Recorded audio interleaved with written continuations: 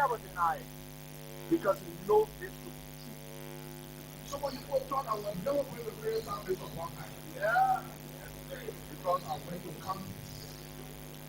I'm not prayer service because I want to prayer service. I'm prayer service because we said yesterday, former President Bill was right private jet. But the total worker has more to power is right private jet for the other world of my life. Yeah. What I would speak. Because people in Saturday years talking about passing over to my phone. Spend my whole morning to bring him to power because we thought the road yesterday was going to be like me. Yeah. I have no regret to vote against one person here. But the people that are brought to power will regret why I have to vote for them. This country is a better place and will be a better place. Yes, sir. Because there's money in the country that we can live for. We don't need money from outside.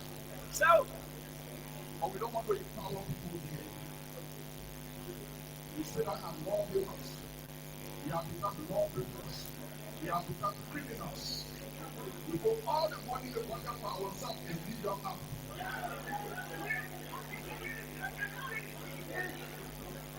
I want to challenge some of your lawbreakers. Some people say they want this to up. They're breaking all the law. The law is breaking the law when you want to go out. You know how people want to go out? Because they want to increase the time. They say they are too short. You cannot be against them. Then you want to walk through. You cannot be a lawmaker against the fact that God that we pay ourselves. Then you say you want to say that then you waste your time. Nobody can be for them one way because of me.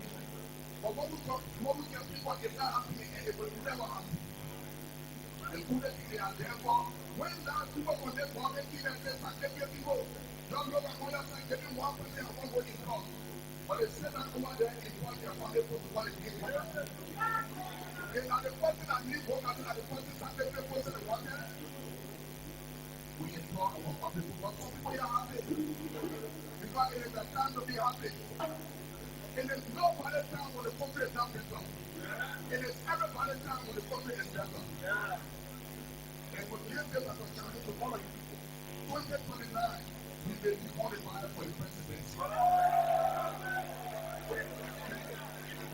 Wherever you will come here and say, Brother Sacramento, you people will have to appoint a commissioner for Saturday.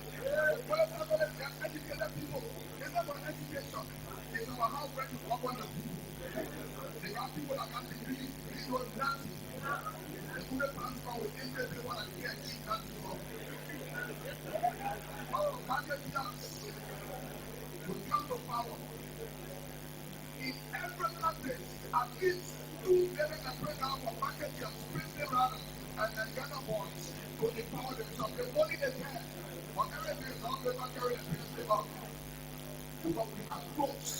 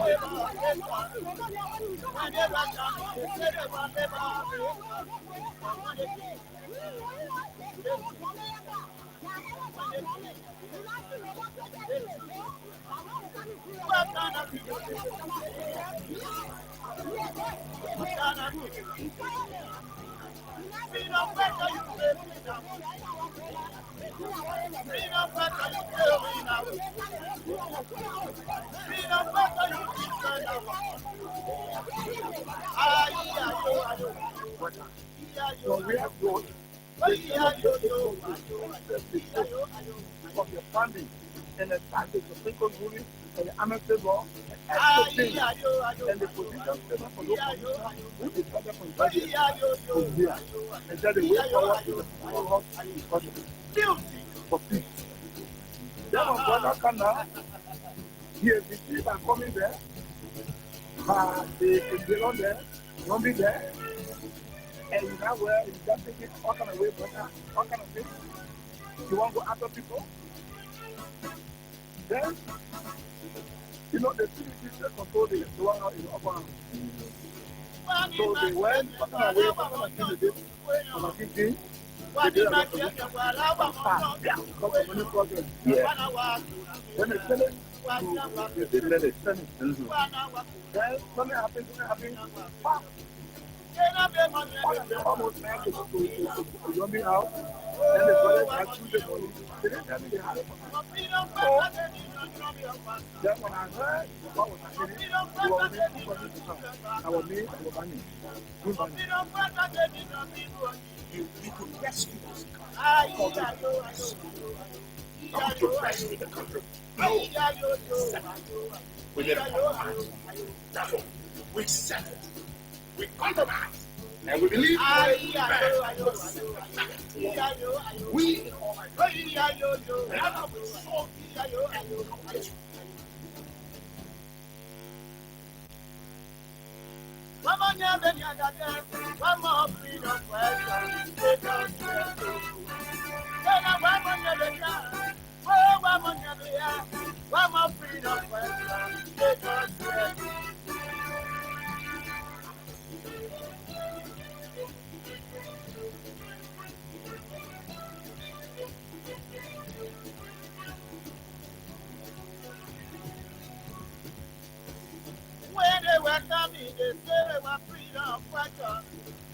When they were coming, they said they were liberators. But when they came, they changed their mind. When they came, oh, yes, indeed. What a pleasant way. I'd like to welcome all of you, just wherever you are this morning. It has been raining too much water. Oh, yes, it's good to be here. And of course, when it's raining like this, you can understand it becomes a little difficult to leave the bed. But look, man, the household waits for no man. You ought to wake up this morning, get out there, children's school fees, food, and all the responsibilities are out there. And of course, all of those responsibilities do not see the rain, the cold. All the care is, of course, they must be taken care of. So you have to wake up this morning, get out there in the rain, if you're not one of the privileged politicians who lie and receives thousands and thousands of the taxpayers' money, you better get out there and go hustle. If you're not from one of the privileged, very privileged few, please get out there because there's absolutely no excuse for a responsible man. You must foot the bills. Today is another day that reminds you about how difficult or how very important it is to be a distinguished parent, a distinguished family head. Because look, when it's so very difficult to wake up from that bed, your responsibilities are pounding, of course, knocking you. You know all to wake up. I mean, you just have to. And there's the deal, we are here, back again, energized, and of course to engage on the issues that matter to Liberia's growth and development. This is the Freedom Money Rise of Freedom 87.9. Whenever you hear the tone, you hear the sound. Where are the freedom fighters? Our economies are in tatters. Businesses are crying. Life has become unbearable. Family heads are losing grip on their families. No more authority. This society was one where authority will be centralized around the head of the home. But the head of the home today is incapacitated, no job, no salary, no school fees. The kids are sent after their uncles. Uncles then plenty. Anybody you get to know that uncle, go to Uncle John, go to Uncle Paul. Papa second see left. This is where we are today. Difficulties everywhere. Sat in one restaurant yesterday in the heartbeat of Monrovia, Central Sink, rooftop restaurant for an hour plus. No single individual entered. We were the only people. And I sat there wondering, how is this restaurant surviving? To rent an apartment in Cinco right now, you have to be talking about around $15,000 to $20,000 yearly. Take for say a rooftop pays like $15,000 or $16,000 annually just for rent. And then they run a wage bill of $3,000. When you add that to the 16, you're talking $19,000 right there. Government taxes and all that. All the small fees, city government, Ministry of Commerce, this other inspection, fire, service, blah, blah, put on to the, let's say 1,000 change. Talking 20,000 change. Just to run that restaurant in Cinco.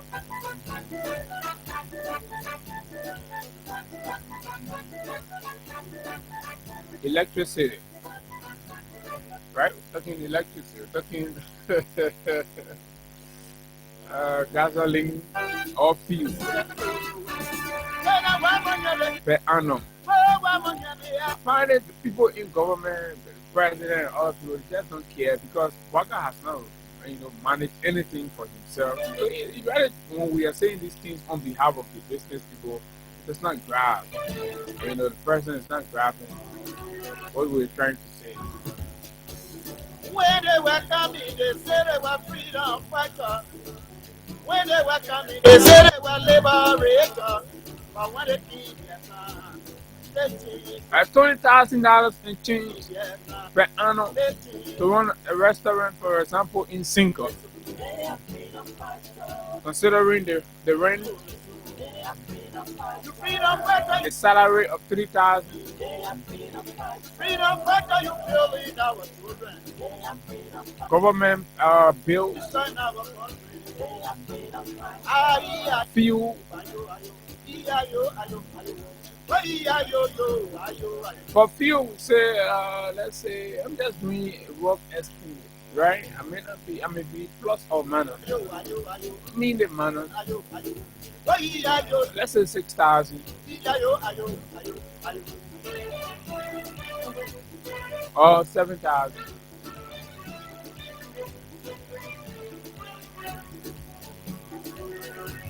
You're talking 27,000 When they were coming, they said, for that very restaurant.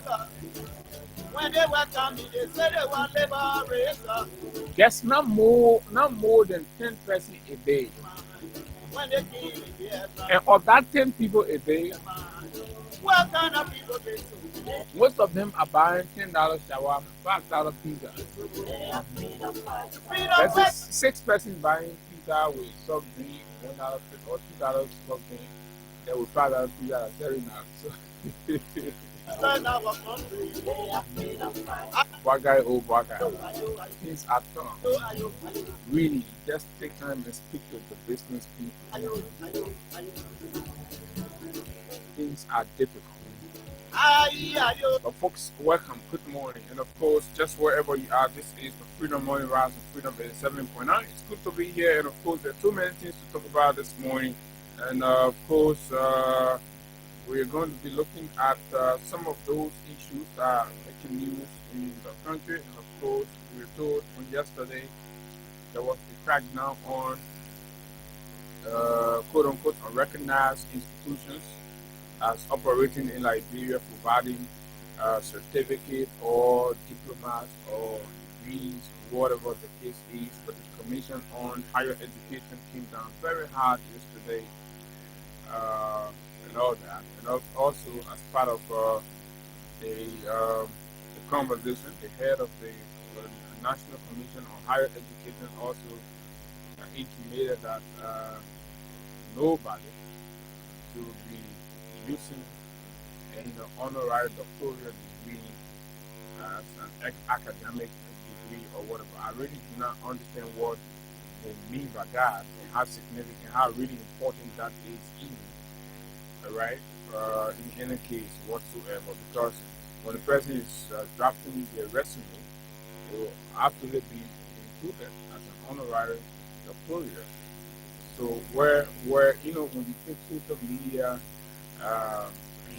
nonsense and you try to make that a government policy, this is stupidity in the highest extent. But I'm not surprised. This is the kind of government we have. They are a gossip style government. They are trivial what you call it,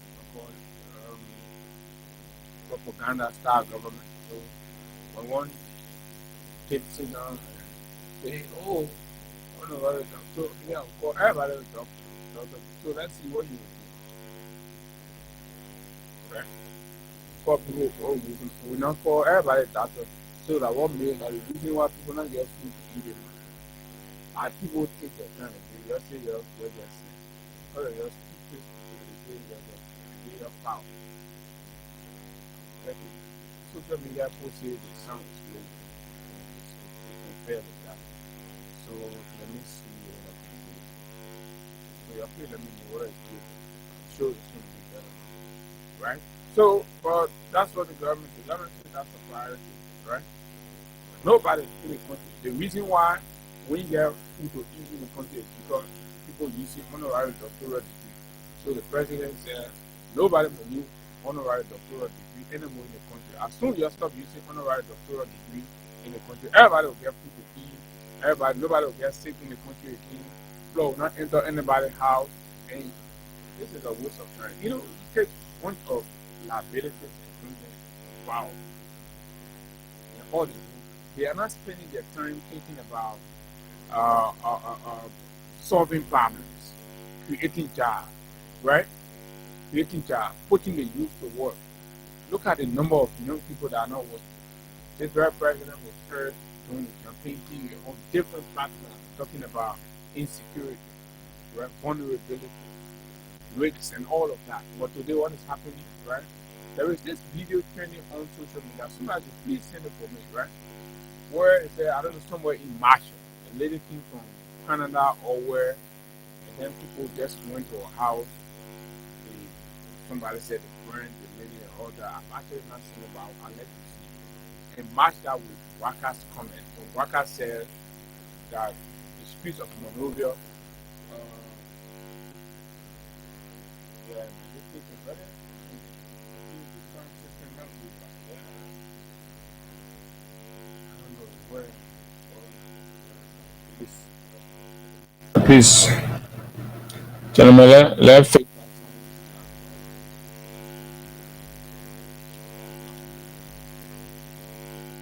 let's try to fix that sound. Particularly those watching, right? It is particularly with those watching here complaining about sound. Okay, so let's make sure sound. Let's make sure that we fix this sound. So basically that's going to come out of our conversation this morning. These are going to be the issues we will look at, right? The level of security in the country. And of course, the call for decentralizing our food system and through the House of Representatives as a king, or may concord with the Senate, right? To grant autonomy to the Code of Ghana. So what that means, okay, are we even ready for that? What are the broader implications? Why are people trying to take power? Is that on merit basis? Somebody who is seen as the person in charge and all that, right? So it's important. Political correctness must not overshadow prudence in the running of the state on political correctness, because Yomli wants to be seen as powerful, and of course, his secret duplicate is not leading to Yomli's and Dylan's wings and caprice, and of course, they have to decimate the power he will command, and of course, in the third, so they have to opt for autonomy in their mind, giving Basel an opportunity to preside over its own food system and all that. But beyond that, how does that add up when it comes to the reduction of um, unitary governance? Because you have systems of governance, you have unitary or federal, right? And they all come with their own advantages and disadvantages. So you have to be careful when you're running a unitary government, so that you don't adapt to system that is mimicking of a federal regime. So how can we be a centralized authority, but then we are decimating and depleting that authority? We're breaking it down in a way that reflects a federal system. But the people who are the leaders, who are educated enough that's supposed to be having all of those, the people are moved swayed by emotions in Nigeria. Somebody that's mostly moved by emotions. Yeah. So, I send people need to the men to give them job. The men are giving them job. So, and our president will put on it. So, Cape, you gotta do this something. Let's put it on it. If I will put it from the Senate, we get autonomy for Kemba, for Basapu. So it goes there. So somebody is telling me, somebody's trying. We gotta make it make sense to me that when the Port of Ghana has autonomy, independence, the next time we're gonna hear the Port of Papua wants autonomy, Greenville wants autonomy. right? Because the pastor start to brag about revenue and all of that, and people of Maryland as a whole, why not? They have their own economy, right? So the next thing you see, like my friend was telling me, LEC, the electricity people too, start saying, okay, Maryland say we won't do our own electricity bill, we raise our money, we send something to government revenue, but to get one LEC boss sitting in Moro until everything go, we want it like that. So we drop a bill, carry to the legislature, one senator then say we want Maryland, Maryland Energy, Maryland Energy Corporation, we want autonomy, right? The water people, yeah, say only water and sewer can go out and just passing around, lying. So we tired with that one. So we think we can design a scheme to our own water thing. We make money for ourselves instead of get some city to Monrovia. Are you getting? So if that's how we want to run the country, then that's fine. Then go ahead. NTA, somebody say, oh, NTA here, taking the taxpayer money, you're buying the buses, or the buses only running in Montserrat, then you're calling National Transit Authority.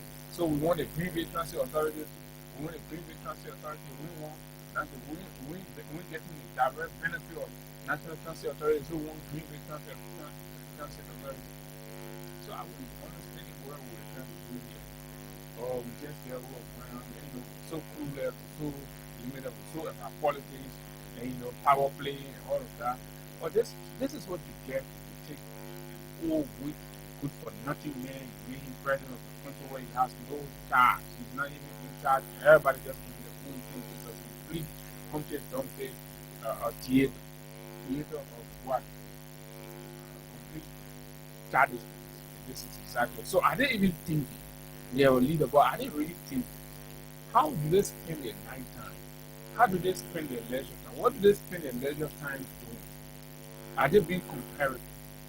And I sit on there and I'm seeing senators that we all of them passing because you know what? The thing about that place is when you support my own ability, they don't want to think now we support it. So at the end of the day, it's not basically about the general good of the country, right? The fact that it emanates from Aru, and of course Hagar will have to support because Hagar fails to support mine. Any day Hagar comes with his, of course I'm gonna oppose it, and it's gonna be a problem. So this is it. But whether these things are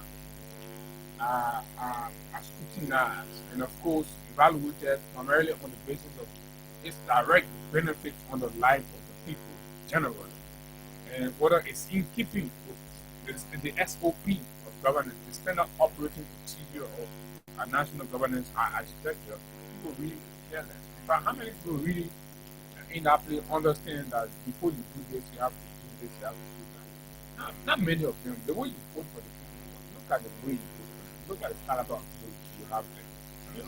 We're only respecting some of them because they know the office. But technically, look at Mary Park. Father look at somebody. Father who opens his mouth, he only speaks to him. Right? That's been making your way through, passing around. But because we're so sentimental in the town, oh, because the men are kissing you, everybody goes, oh, because the men in the church, everybody goes, oh, yeah, our chairman. This is the reason why this country don't know what. Until you start to identify quality and forget about mediocrity, forget about sentiment. I know it's going to be difficult because you know what? Central, at the highest level in the country, people are building consensus on the basis of tribalism, regionalism, sectionalism. So, adequate, logical reasoning are no more the order of the day in Nigeria anymore. Meritocracy, no, these are conversations of the past. Into this idea, you have to be a local man. You have to get to local solidarity. It makes sense. It's about the solidarity you find yourself in that determines what you get, how you see the value that gets attached to it. People who all along respected you, for them all kinds of people you see them falling prey to the trouble card in the republic. It speaks slowly about the reasoning capacity and all of that. These are problems. These are generational problems. The effect of these very disastrous decision making by irresponsible and of course, incompetent leaders that we have. They're very incompetent. I mean, idiotic and incompetent. That's exactly what we are. And it is a serious problem for Nigeria. It is a serious problem for the country. And whether you accept it or not, and that's what some of us need to do. Talk. We want to talk. Because we don't want to be afraid. We don't want to be, you know, uh, uh, uh, we don't want to be, anybody who believes where you have to suppress what we see, where we see it, we have the freedom, we have the leverage. That's what we're journalists. But care less about how Yummy feels, because at the end of the day, if Yummy takes terrible decision, I sit in the seat for it and be able to look out and say, look, Yummy can hell with that decision because it was a stupid decision. In fact, it's not going to benefit the country. Because you know what? Nothing is done in Yummy. You don't have to be happy before So when you live a life where somebody, you got to bring somebody got to be happy. This is nonsense. But yes, I hope our sound here, I'm just trying to run around and see how we do the sound. But anyway, folks, today is Wednesday and we're paying $20,000 for a lucky winner.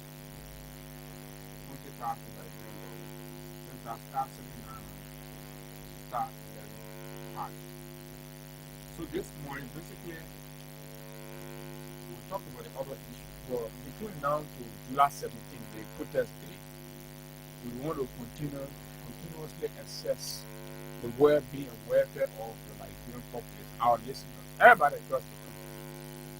So give time, open the phone lines to call. I like to call it Good Morning Nigeria, right?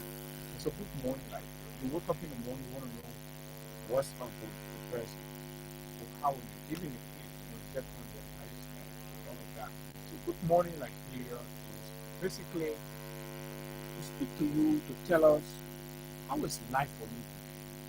What is security in your community, safety, right? Whether it's food, the market, life generally, how is it for you? So when we begin the morning with understanding how our people are, it helps generally in setting the tone for how policymakers, national decision makers, national leaders are able to craft the daily agenda as they pursue.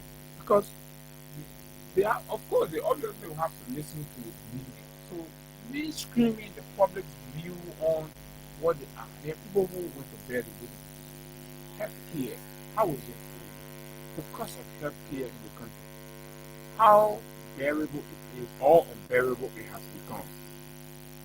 For example, if you have slight care, you go to the pharmacy. How much does it cost to get your septum, paracetamol, or whatever? So basically, try to understand this one. Between call, begin the show with that one, and then we move to other issues. That's where we are. These are the real figures. How is flood situation? Tell us, the president is listening. The government is all ears. The partners, the Americans, the Europeans, they're all listening. Explain yourself. Sometimes beyond the politics, 2020 now we talk who party will win, who party will not win. But today, how you surviving matters. How are you living? Let's start scheming. Sometimes we allow the politics to overwhelm, and then because of the politics, people actual things are not coming out, and people are saying that because some people get stupid. They put up for the begin to drink simple water and things, and so and they feel like they go, when we take the politics from there, people can, my son, I will yell. Actually, they feel when you market in that so they feel that me, married before my husband passed away, and life has become very difficult to find somebody else to help me in that anywhere I pass faster. So let's know this truth. Let's bring them on. This is the station for the people. The creator. And of course, view the opportunity for every voice to be heard. For us, that is victory. For us, that is a war. So we'll begin that today. I think Monday we started small, but let's see. Just wherever you are, whether you're thinking rather your motorcyclist, what I've liked to do for you, test it out. You're doing test it out. You've been doing it maybe for 10 years, 5 years. How is it today in the news? How is it today in like what does it feel like to be effective driver? To be a commercial driver across the country, whether you're running your taxi or your commercial car from Monrovia, from red light to Greenville, from red light to just wherever, basically. 0776 on the 4 086 500 104 plus 281 500 are the numbers to call, and of course you will be live this morning. Let's hear from you all. Speak your mind and tell us. Has life, has condition, has things, has everything, right? We talked about politics, we talked about the MHA. Well, let's know what is happening here. Business, how has business become for you? How are you even managing your business? How are you sustaining your life? You have a small, say, wait a minute. How is it? How is it, right? Let's see. Let's take you. Good morning. Good morning. Yeah. You're calling from Omega Market? Yes. Okay, let's hear you. Yes. I'm letting the thing I already spoke. When I'm yesterday, because we are working to work 2 years now, and no teaching. And it's doing career now. Some of us, we are concerning people we want to do our name or so that they will pay us. But right now, for you to either the contract and run as a ticket right now, in my bedroom, we went for the money to kind of promise. Okay, so you're daily hustle man, daily hustle contractor, right? Yeah, that's it. So to even get contract now you have. Yeah, the contract. And either you do the big contract for the money to kind of it has money. So currently for those there to forever up to him in our water on the TZK. Okay, thank you very much. That's another person. Good morning. Yeah, good morning, Sherry. Good morning. Yeah, good morning, Sherry. How you doing? I'm fine. Let's hear you, sir. Yeah, my brother. I'm speaking to you right now. I'm Edward. I'm calling from Johnsonville. Sorry, I'm in looking down there.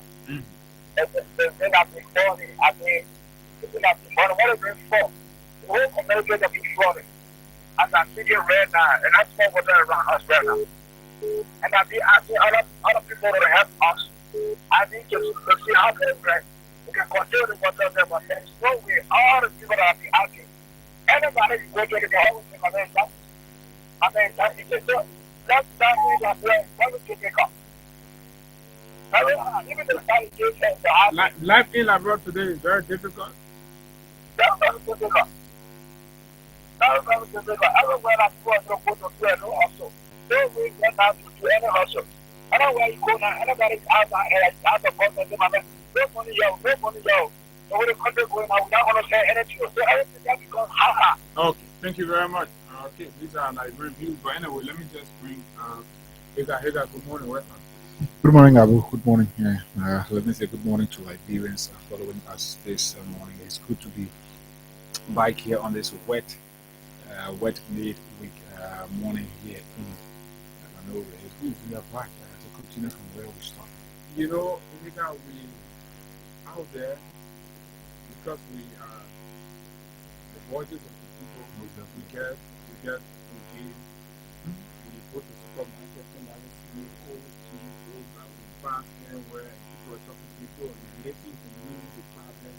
But just share some of the story just from morning to now. I mean, the heart touching. So I thought it was important that we give an opportunity for Librarian to speak because apparently the government is not being sensitive to understand what is actually going on. We keep talking so they see like Abu and Hagar and talking. Yeah. And so allowing time for Liberians themselves to speak, right? I think it's basically because our job is for them. right? These are the people we represent. Let us speak out. I just need some of the things I want you to put it on some minor singers from the hopefully they did a song for Kuma Nigeria to bring up their own voice and I think so that's exactly what we're doing. So let's take roll call. Good morning. Good morning. I'm George number one. Great. Yes, another issue, but not just talk about the job issue in this country. Okay, job issue. Yeah, That is your concern. In the living aspect. You see, some of us were as a refugee, we live better life in refugee camps. So we came to our own home, our brothers, have been here 3 good years, struggling. The trade will learn, we tell you, when people not know you, they will not call you. They will call you, you do estimate, they will take the estimate and give it to someone else. What kind of life are we living? From my opinion, we need to change the 2 political parties and try somebody else. The Unity Party and the CDC Party. Change that set of people. So you rather believe that party is the problem? I'm sure that the party is the problem. And the individual in the party, they have a lot of problems. So we need to change the 2 groups of people. So when we change the party now, how will change the people? All the people that all the human beings that will move them? No, I'm not saying we must the human beings. For the Georgia, the workers, they are not doing anything for this country. We need to put someone there different, and they don't see it different. Then you will know what the problem is. They will bring different person in your state, so the day means that problem will not be settled. Okay, all right. So that's the view. Respected. Good morning. Good morning, Ega. Good morning. How does it feel living for you in Liberia today? Good, bad, or yeah, good morning, Ega. I'm Mohammed. Come on, go ahead from some of that time, brother. Yeah, my brother, I can get them with.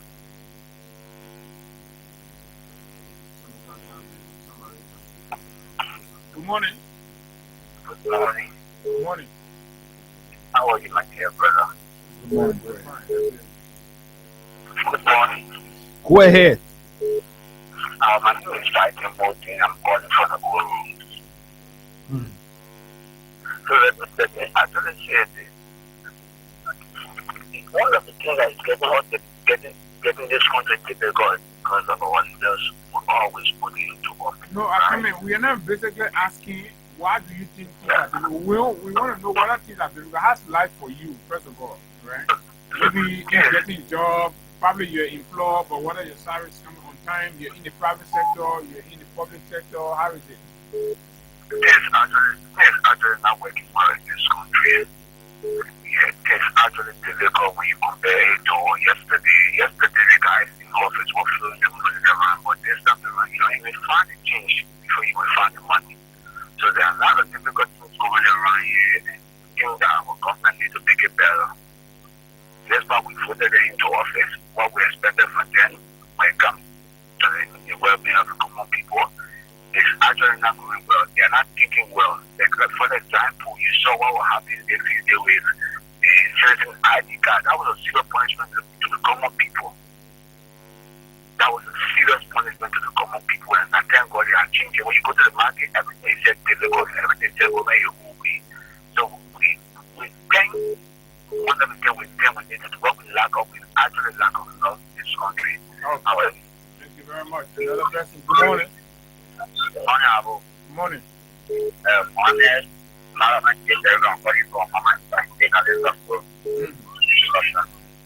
I we know you say, hey, my child, we used to buy that soda. You want $100 now, now $150. This phone we used to buy $50 now, now $100. This crop also we used to buy $700, now that $850. So this other one hundred from the Ibawa Pro, and that's how better. You know you say.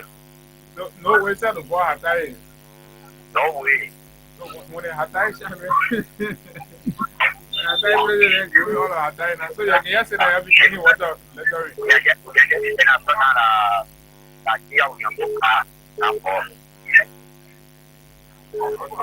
Thank you very much. Good morning.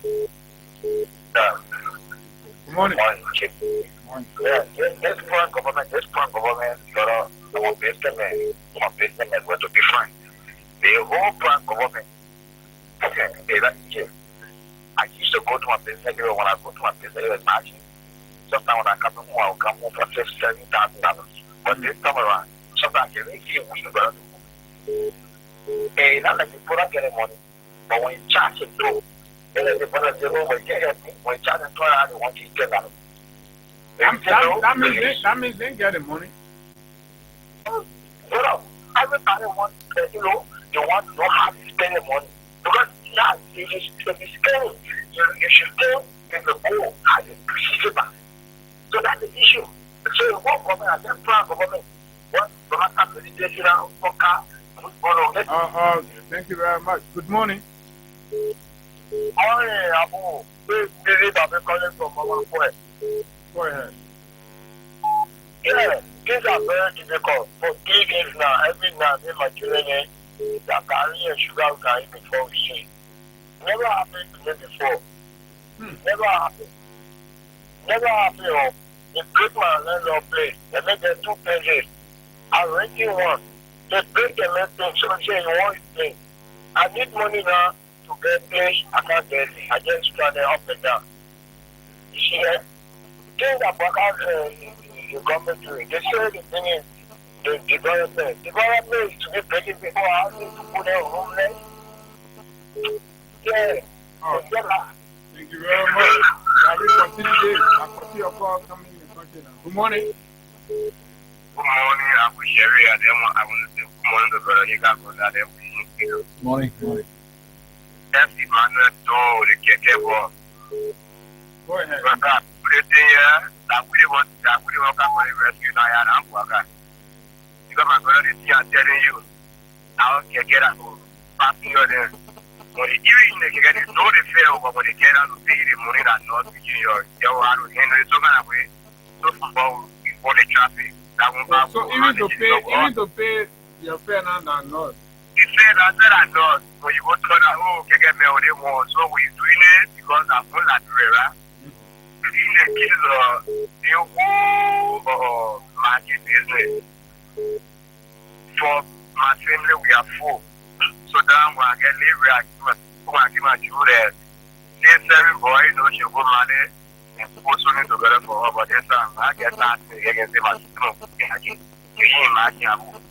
So, easy. We have to just say that inside, brother. Thank you for the call. Then okay, thank you very much. Good morning. Yeah, good morning, Abu. How are you? Good morning to me. Good morning. Yeah, Abu, our condition now is not what the CDC. Let's talk let's forget about the party. Let's talk about the CDC.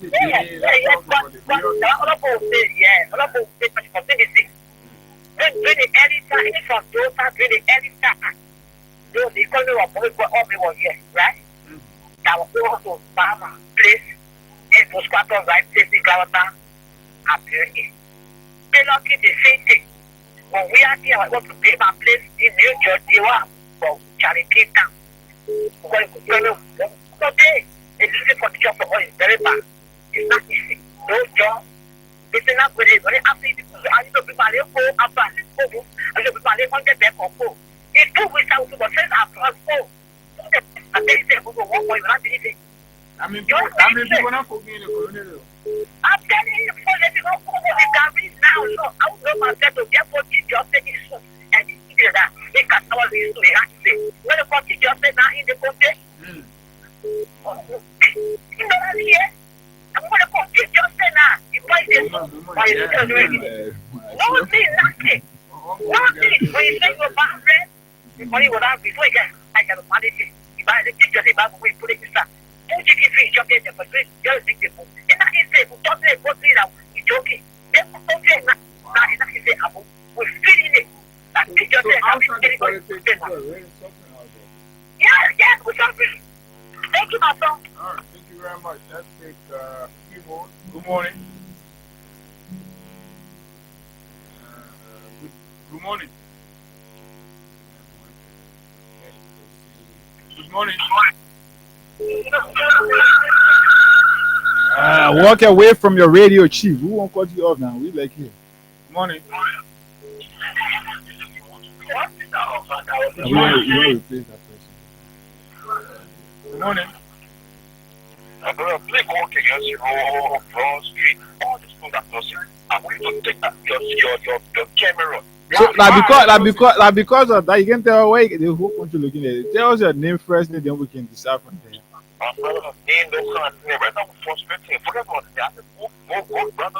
but they won't know who we're talking to now. You know, they have to say my name, don't Peter or the Baka name for My name is Emmanuel Napo. Man, Napo, why do you think schools are closing and shops are closing? Because it's really My brother, you don't need rocket science. You pay rent annually. 18,000, 15,000, 19,000. You pay your input, you get it sweat 1,000 out of what you expect. My brother, take your camera there. You guys won't work. You say, Great Brandon Street. You say, Great Brandon Street. Go there. Open your signal. You'll see for rent. Who wants to get? Who wants to get? Nobody is going to say, stop. So how would you level these people? When I want to come and level me and start going down, if I die, I mean, who did you get that time, Rusty? Can we go to us? You'll be from crying, you'll see Rusty. How's the guys that can do the value boards and I can go around the street? I don't know if they can buy from there. The last time we heard them complaining. Okay, I know that. Hello, good morning. We need to check on everybody now and know what's up, man. Because this is tough. Good morning. Good morning, Abu. Let me say good morning to hey guys. Morning, Edmond. Abu, when we're saying it, people will say, oh, but this is the man that put the program into the fire. What you will say. But Abu, I don't know how it will get life for this country. Yesterday, day before yesterday, somebody that is working in the president's office. This is a man that has taken action with ministers, not let's say 10, 15 different ministries because of they can't do it because of the description. That man visited me, sitting with me, he went on in, we hungry. I'm telling you real life story. So how you go for the man Paris today outside Canton and one? No, but I'm not calling him me because there are people that are very poor. But this and we have a message. Where the next question after yesterday, I went to town. When I came from Insta, I just gave and went to sleep. Because it was so out of pressure and still disappointed. People that you can go around, you can compare, no. Don't lay up something up with the other and pass something to eat and lecture. But when you go now, they are telling you, saying, we are the blind people now. Because we're baking it not easy for us. Things this one and that thing. All right, Edmund. Thanks a lot. Good morning. Yeah, good morning. I'm Betty Funny. My Betty, how are you this morning? Yeah, we have our right family. Yeah, we are. We're not easy, my son. You won't be trying to go pray now. You go with the faith that we don't have what we do now. We're not easy. What is the water to get far outside? That's one thing. They say they're fine. So the trainer, why you so share? Someone's one thing we use, not coming again. They say, we're not getting that. I had to go back to Oman. Then I said to their husband, you're not easy. They get pressed on my other wall. Are you a soft person getting to your house? You think it is somebody. They're not easy. Don't even go home. We pray. We pray all our needs. So we pray for you. One day. But we'll answer for you. Thank you, Ola. Okay, let me take the last question and then we'll listen. Good morning. Good morning, Abu. Good morning. I'm taking a quick call from school. Go ahead, please. Abu, it's what I'm going to mention for the poor. You see what's about. You go to your house. When you go to stress, don't buy Abu. Say that, and it's don't free. Don't buy it. But the package there, they say, oh, you want to dance. You know, you say, yeah, very senior for those that are sitting around me. Who are things they say, that is, they need a feeling. The post to ask them how they feel the people. There's no shame, no shame. Everything has different story. Everything is different story. Yeah, that's the Social story. Story. Africa story. Everything is different story. So we can also organize that.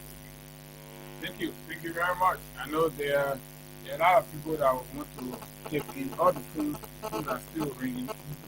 People different levels, and some may not, call or things that people like. For example, like one of the callers said, you are renting $90,000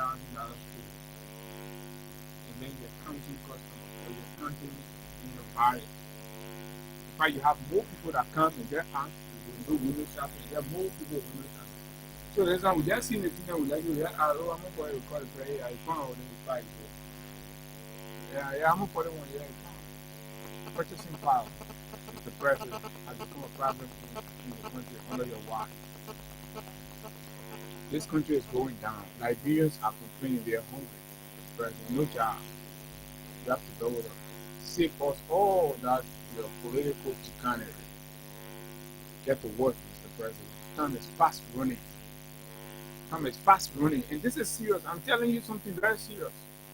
Forget about the political, wrestling that you CDC or ANC will have to have. It makes no sense. It translates to zero in the life of the people who are complaining and crying every day that one kissing man decides to support the kissing man. This is nonsense. That's stupidity. It makes no sense. These are all the people that have continuously stolen from this country, and it's no big news. What is news if businesses start to say that, oh yes, things are getting better, I'm receiving more buyers today than they used to be before? How? Tell me the business person now that even doing employment. So Abu, that's where I tend to disagree with one of our callers that said we should at this point deal with the unitary party and of course the CDC. That could be another argument, another debate, which at a certain point I thought to bar in firstly. But in this sitting, Abu, I just consider our country political landscape as just recycled individuals. Now, let's look at the case of the Unity Party. The Unity Party under Madam Salih had bulk of these people who are currently in this Unity Party system. These are the people who spoiled the system. Now came the CDC. The CDC brought on, because of Ria's desire to unify the country, he brought on both some of these very people who were within the Unity Party, previous governor under Madam Salih, that damaged the fabric of our country. He brought them on to work. Now this Waka brought the very same people on board. Now, even if we can make Cummings president, Tiawan Gongo president, Tiawan will still have to work. Cummings will still have to work with these very same people. In as much as we will accept that not all of them will be in strategic positions, but they will be somewhere. And these are the people. What is suffering our country is, how you made it. So the system is set up. Abu and Higa have come to try to transform things from what it has been to what it should be. Somebody will tell you, see, how you made it, you can change the system. And in fact, if you want to push further than that, these very people start to undermine your survivability. They start to even look for a way. If you're not careful, they'll be looking for a way to eliminate you because they feel like you want to put their secrets on. Let's see what happened to then Speaker Kufa. This entire thing came up because the legislature, we have always called for auditing of the legislature. Now, Kufa came in, thought to carry out the audit of the legislature, called for the audit of the legislature. Now a gang gather against it because these people, many of them who are in power today, are people who pass through that very system. the Thomas Fala today, the vice president today, the Emmanuel Nukwe, the how you call him, the Ellis Tyler, the Prince Moi. These people passed through that very place, and they are to where they are today. So their hands could be found in a cookies jar. So as a result of that, these are the people who are blocking the audit of that. So because of that, you see people fighting, going against people for no other reason. So even if we can bring, me I told somebody, I said, no way the country can easily transform this. When Koyes spray the entire, all of all are here, yes, spray us like when new grass ready to grow. But the fight is, people feel like people did it before and nothing happened. Let's look at it. The party now is giving justification because CDC people or Gloria Musu Scott in jail, CDC put these people in jail. So they are giving justification for the illegal things they are doing today. So if you say it was illegal before and you came to transform, why can't you do it the legal way? But we're doing it the illegal way, and somebody too will come after us and we want to do it the illegal way to pay debt. So we just continue to pay debt in our country, and how we just continue to pay debt until Jesus first come back. So the changing of politics of political parties, Liberia and Liberians, we just need to change our mindset. We Liberians, we just need to change our mindset on how we see things. We can even bring George Weah back. Even the Unity Party, if they came with that mindset of transforming, by now they have gone far. But because they came with the mind that these people were there, they were enjoying. You could hear from people. The reason some people voted against CDC is because Abu is living in a community. God has given him the grace to have some cash to be able to purchase the one old car that he's able to maintain. People see it, they feel jealous, they feel that George Weah giving money, like because George Weah is president. So because of the hate they got for Abu, they transferred that hate to George Weah, voted against George Weah, thinking that when they voted against him, Abu will start to suffer. This is how we are to where we are today. So the people who made decisions, they never had any genuine reason to make this decision, but they made the decision because of hate. I listened to a girl who stood in my face and said, I will vote against George Weah because my friend who she and I were close friends. Our boyfriend were appointed in the government, in the George Weah administration. And then George Weah gave her boyfriend work. He bought by his girlfriend car. And now the girl now don't see herself like, yeah. So as a result of that, she will vote against George Weah, so her friend can come back to her level. This is how we are to where we are today. These are things that are happening. So we did not even look to see whether the people we were bringing on board were the right kind of people to transform our country. No, we brought them on board because of it. That's why you see today the Unity Party is always on this George Weah. All their propagandas they got out there, they can talk about other presidents. They can't speak negative about them. They can't speak disrespectful about them. But whenever it comes to George Weah, they always go after him because they feel Liberians, because of the way you voted, it proves to them that you don't want to hear the name George Weah. You feel that George Weah is the cause of Liberia's problem. George Weah is the cause that since Liberia was founded 170 years ago, I think 177 years ago, that because of George Weah, the country is like this. So once they call George Weah name, hey, I hate reawakening. And then you start to do things the way you're supposed to do it, or you start to do things against the George Weah way. This is where we are today. That's why you listen to one of the callers from yesterday admitting that they lied on people because they wanted to get them off. These people, they can sit with us behind the scene. They can admit hurricanes of the Unity Party currently, who are even working within the government, can tell us, I know we thought things were going to be this way, but let's be frank, we are trying his best. They knew all of these things, but because they wanted to be there, we are here today. And you, the common people now, you're listening to the lies, you're listening to what they said, and you say, we agree. Today, you voted, this is where we are. Let's be frank now, Unity Party, whether you're Unity Party person, the ANC, whatever political party, the CDC, whatever political party you're from, let's look at the living conditions of Liberians. Let's take away those who are currently connected or associated to the power that be. You that voted, you that left your home and voted against George Weah with the mindset that your life, your living condition was going to improve. The price of basic commodities on the Liberian market were going to will drastically decline. The price of rice, the price of chicken feed, the fish cartoon, the turkey wing, everything we're going to reduce on the market. Let's compare gasoline, US rate. Let's compare now Weah's administration and now the Unity Party. What has changed? If things have changed, has this changed for the better or for the good, the worse? Where are we? That's correct. And yesterday, I followed some young people in the magazine. They were complaining and making some very pertinent comparative analysis, and they were all supporters of the rescue agenda, and they have the reasons and expectations and hopes, and they were moved and motivated. So, in their minds, things are worsening, things are bad, and of course, the president has not, in a nutshell, lived up to his promises. And so, listening to the cross section of views on the course that we just did, right, tells you that indeed the shape of the candidates in the country is unarguably bad,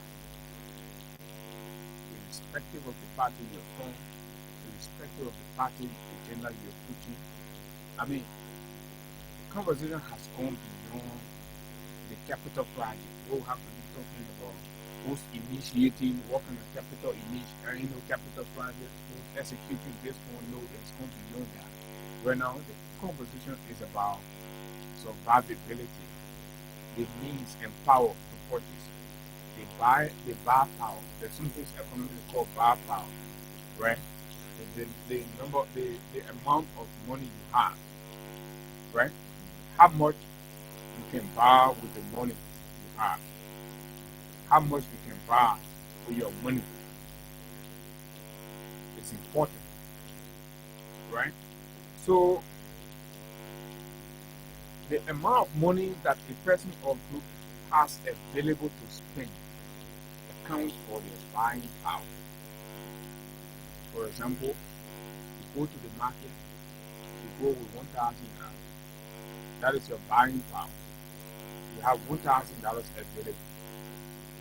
Then your purchasing power barrier comes in.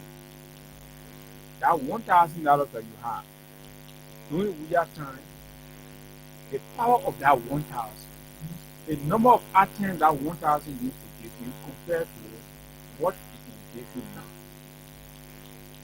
When prices drop, it will be able to give you more. But when prices go up, it will give you less. So the reason why $1,000 in the market real time used to give you more, will give you chicken, will give you fish, will give you this, will give you that. And $1,000 worker time is not giving you that today. And your wife is asking you to top up, is because the purchasing power parity. Prices have increased worker time. That one has simple logic. You don't need empty-headed Buffon in Danielson or PR to sit down, open a book, and talk down on other people and say the den of tea. That does not answer the question. Refer to as den of tea. It did not answer the fundamental questions about why things are difficult when you have a rest book. The people bought into your propaganda and the voted against we are because you call it den of tea. When you're there, right? You're there. The president just over the night suspended the Kissy guy from MCSS. That's what we have to go and read the money we are talking about. Oh, is that a den of tea as well? They give you money to buy chair for students, our students to go sit on armchair. The student for laboratory equipment for the students to learn practically and do their laboratory exercises. You still, because you kissing me, all of that kissing government. Then come to speak to why people are finding it difficult, right, to purchase. Purchasing power capacity have dropped. First of all, how much the man get in your hand versus what he needs to spend. It's basically the fundamental problem that we have in the country. This civil servant works for $150, so to speak, or let's say $100 he works for. But the purchasing power parity, challenges his ability to get the needs and wants within that $100. government has not increased. The government is not taking decision in keeping with the current day reality. Somebody worked for you 2 years ago, they were taking $100. But in that $100, when they go, they're able to pay the rent, they're able to go to do the transportation and everything, blah blah blah, pay the school fees. But 2 years later, the cost of these things have increased, and you're still paying the man $100. So you expect that man to say, "Oh, because Waka is president, that's all right for me." No, he's lying. He's misrepresenting the fact, because the fact is that the $100 you still giving that man, or the $150 you're giving that man, that $150 is not able to cook dollar worth for the man. The same way $100 doing, we are trying to cook dollar worth for him. So now he's refused to eat Momo and dollars. This is why people are complaining. But you go ahead as a government, when you're responding to these things, you make it seem like, oh, that's easy. No, but it's a fact. You open the phone lines all across. You're complaining. Just tell the people, you don't forget about the politics. Everybody get your side. You can meet UP, you can meet CC, you can meet ANC. Everybody stay on your side. Nobody think you must move to the other side, or you must speak down or tell us how life for you. How are you making it? Tell me. How much are you spending to eat on a daily basis? And you multiply that by 1 week, and you know how much an average Liberian family will have to spend to survive today. How much an average Liberian person needs to survive. Transportation, all of that. You go to your hustle area. Let's say you're a pump attendant, for example, on a gas station pump, right? The very first, you're basically standing there. Somebody's got to come and give gravity tape, and you sell and stuff, but no tape coming, right? The man is managing his gas coupons. Gas coupons are not coming like they used to do before. It's tough for you, but you're still there. You're depending. Oh, yeah, Waka will cut up. No. But let's forget about that. Keep with your Waka. But tell us, sincerely and honestly, how is life? How is coping in like right now? Many young people are developing the desire to live like this. That's why you see they are being arrested all along the borders of other countries because they want to illegally leave from Liberia. They want to leave from Liberia, they get a hand, so they find all means possible to leave. So when they catch him in any part of the world, they ill treat them. Liberians, people are fighting every day to leave this country. Like Abu was saying, the number of young people, the number of young people in our communities that do not have jobs, they graduating, but even just photo them in universities like you and all the other clubs are nice students there, right? You see the graduating this, the graduating in Tibet. So even in the Tibet schools we have, what's been taught? You listen to the guy. The guy say, I'm a daily hustle man. I can't run the community, put in the construction and go and do daily hustle. I don't know, 150, so on, do it to 3-4 euros. And then at the end of the day, I get 700. But it not even coming. It not even there. People pause the construction work. Where's the money coming from? People are putting the money for food. Now it's becoming normal. People, old people, right? You can't get it because even if you go to get the money from people who, it's not there. You have to see the capacity. You have to see things are not working. This is exactly what the reality is in the country, and that's what we have to keep talking about right now. We have to forget about this other person said this one, the other person said it. But first of all, how are we even living in the country? How are we even surviving? Young people, if they do not have jobs, they become adults. Today, if they are building your house, you get your unfinished building, you now put all your wires and inside, but you still like put your hands, you forget it. They will bust the ceiling, they will enter, they will take all the wire off, they take all the things and keep it there. So right now, you build your house, you now put your, you don't take that, they will start taking your zinc, you have to turn the zinc for all day. maybe the other reason we don't do this thing because we made no. So, but anything that's valuable, they will take it. You go, you install your commode, they will go, they rule it or they carry it. Tell me it's not happening. The country has becoming secure. Look at what we were talking about this morning. What happened in Marshall. This lady, we are told she came from Canada to dedicate her new home, and she came from what I was told. She got attacked, beaten, chopped, and placed in a mattress. Look at the wickedness. So Look at the point of it. Look, you have to This be is careful. it. Now, brother, these don't play fearful now. Right? Imagine Liberia. Listen, imagine Liberia under water. When water lied that people were dying in the street, imagine we never heard this. Somebody build their home, work themselves in Canada, work, you know how the people can suffer in the people country, send their money, build their home, say, oh, let me go rest in my country. For nowhere, somebody go all that time. You have the person, do whatever they can do, start them in the market, put fire on them and burn. What this is happening in your country while you're present. Where is the security? You have reduced our Liberia National Police. The Liberia National Police are supposed to be public security. They're supposed to provide public security for everybody. But our police today have reduced to private security, providing private security services for the well-to-do in the society.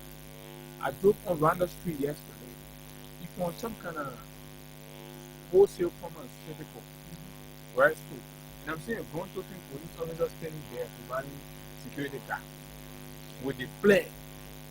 And then he has state weapons, the man is providing. That man will be standing to that place, a citizen will be crying for help. That man will now what they assign. the national police. Ministers, assistant ministers, directors, all of them get That police assigned with security assigned to them. So if we who are not, our homes, our communities are left vulnerable. We are vulnerable on our own. So the terrible thing about the nighttime is, Abu, once it is after 6, 7, you find the police pickups full all around with police officers, armed putting police officers where they are going, the various banks, the various business centers across the country. They've taken them, they've assigned them to Asila Meta in Yekepa. They've taken them, they've assigned them to King George, how they call it, Beer Mountain in King George. Is that they can be doing deployment. Yeah, What we used to see the private so security even force- AFL personnel are assigned to the King George. They are in King George, mine Beer Mountain property. They are in Yekepa. They are at all those construction areas. But the communities are left vulnerable. very vulnerable. So all the banks, go to all the banks in the night, you will see police pickups dropping people two with arms to man these places. then they So leave you in your so they community. leave the communities When those vulnerable. banks are supposed to hire Private security. But what the But government our can do police is the provide government, private security for the police can go collect the money, and then as part of that, they assign the people there. It is not part of the police officers or monthly salary. Every evening this time around 5, 6, you see police going to pick up. They're Yeah, dropping them to dropping them different one assignment to places. business centers, to to Lebanese people banks. homes. To Lebanese people homes. Because the society is unsafe. Unemployment has increased. Listen to what I just received. Right? A young lady who was whatever on a taxi yesterday. This is the reading. I'm just a student. I buy and sell clothes in the street. Struggling to further my studies. Coming back from town where I went to buy as usual, I took a taxi. 4 people were already inside. When we got to a lonely area, they asked me to empty my account and gave them my phone, including my goods and all the money that I had. When I refused while struggling with them, I was pushed out while the vehicle was on speed. One of them was even boasting how he has been in police custody more than 10 times and that I shouldn't waste my time going to the police and that even if I do, they will know and still come back for me. I thank God I'm still alive. I won't go to the police, but I am sure my God will surely judge all of you. My name is Esther Foley. Esther Foley, Esther Foley. The name sounds like she's from Lofa. And Abu, just to that, the insecurity. This is another video from Buchanan this morning. The lifeless body of an individual discovered in Buchanan. Live. Abidjan TV is going live. So you see where So our this country has is got heading. nothing to do with the party you form, the party you tend to vote for 2029. Let's forget about 2029. Liberians, what is happening in the country now? We have to see the whole 2029 and demand protection, safety from the government.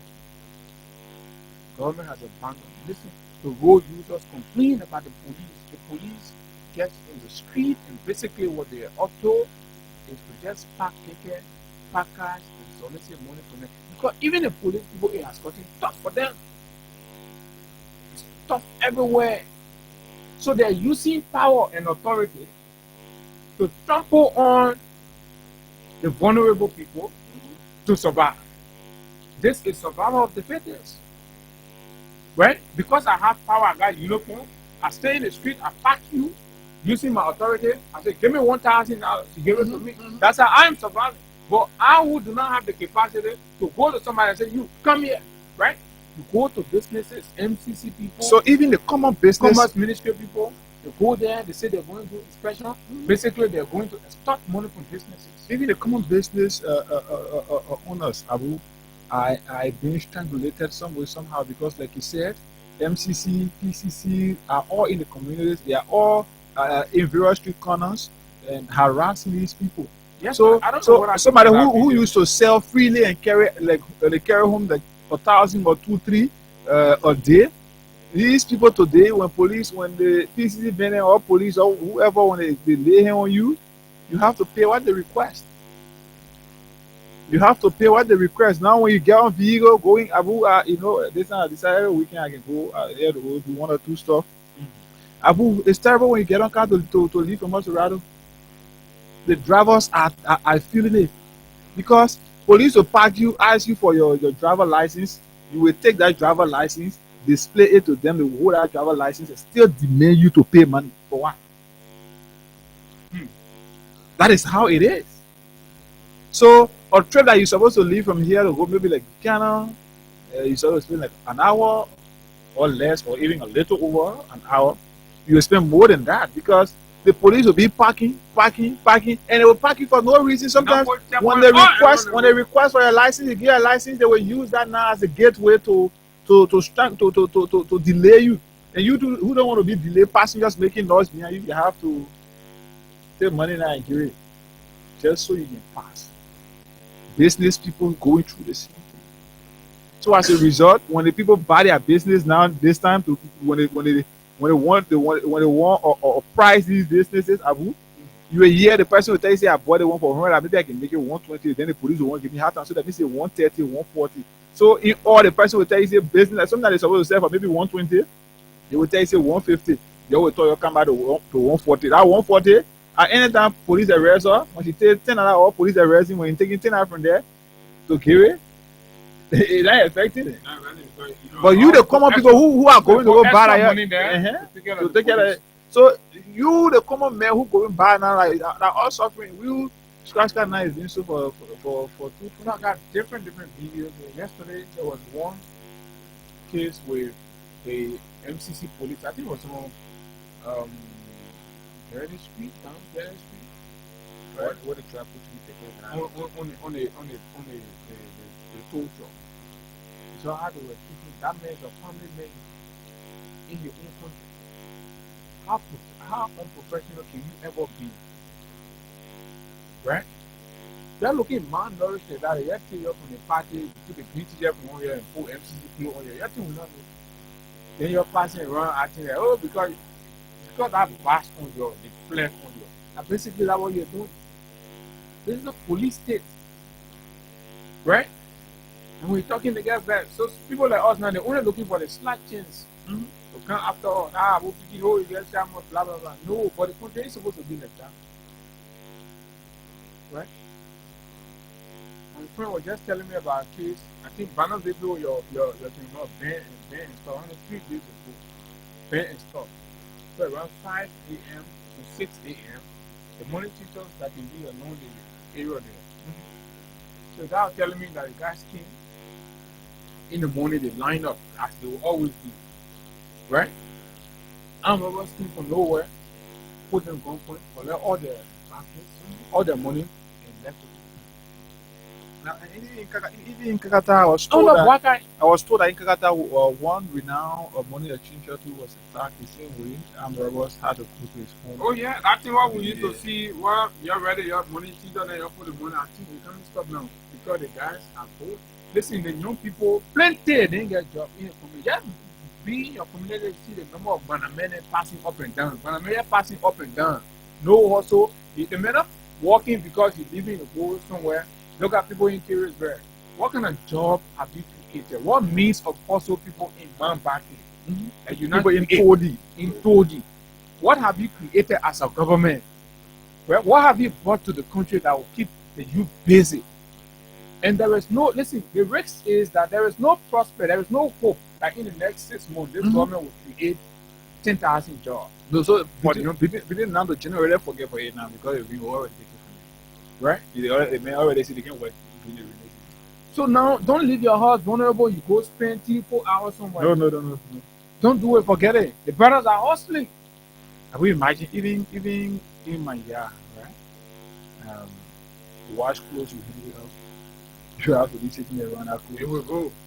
Because once you got valuable among them, or body clothes among them, the guys will take it. That's why it is. You see people passing the community. Don't forget about yourself. This is how our country has become. Even the many people used to do that many, you can hear about meaning too much. No, I don't know what I mean. The mini more than going, right? Let's take it from here. So yeah, well, that's something. But I don't know. Okay, let's do that. We received this song, and it is a dedicatory song from Mali. It's in Bambara, the local Malian vernacular. It's understandable by sharp ear Mandingo people. Right? God, yes. Keep lying. We have to be sharp ear. The Mandingo has to be excellent to understand. Now you're kind of Mandingo. Well, I can try to understand it though. You know. So maybe the only person that can help me make money in the kids is that woman.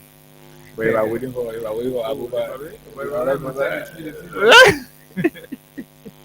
So let's listen to this song. Then I'll call it Papi after the show. If Papi will tell me what the song is. Yeah.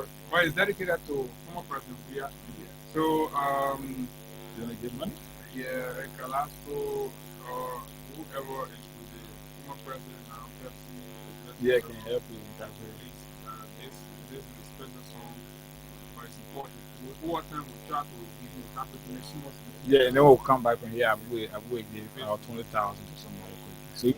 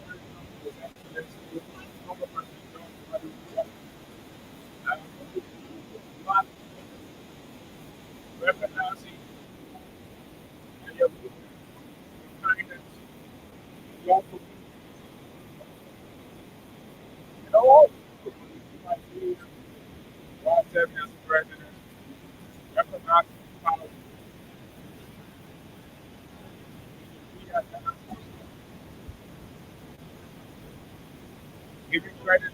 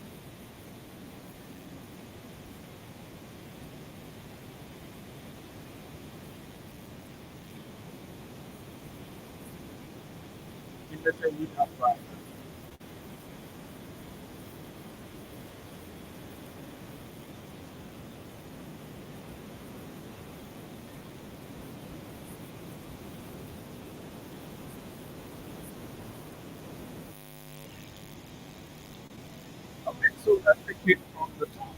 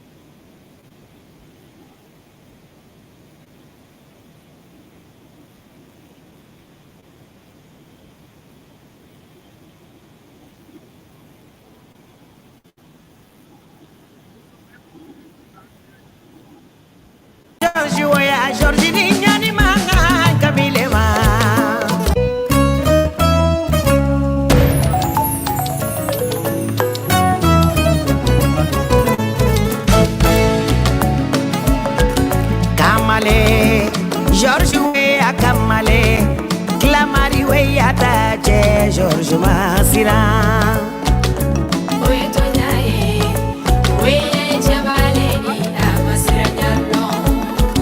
Kamale, George Weah Kamale, Clamari Weah Tache, George Masira.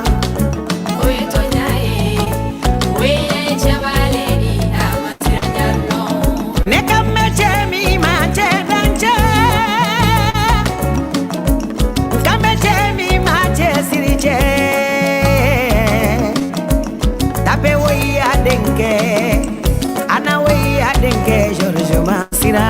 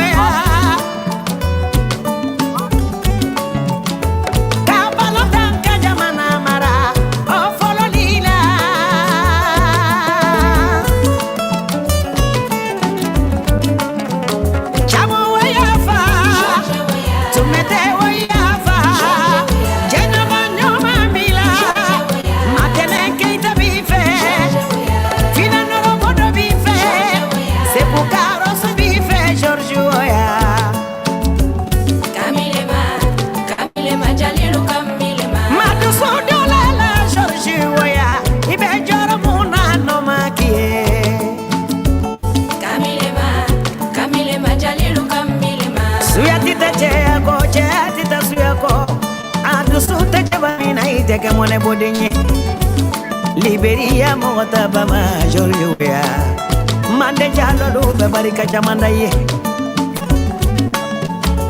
Barika bi fala barika bila barika be ba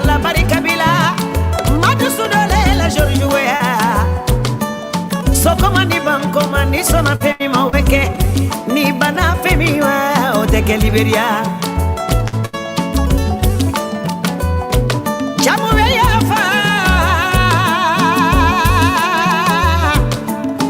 tumewe ya fa nona wali sirigari wali moko lubenko ni mabili nyogona lunye nyogona luteki kwa bada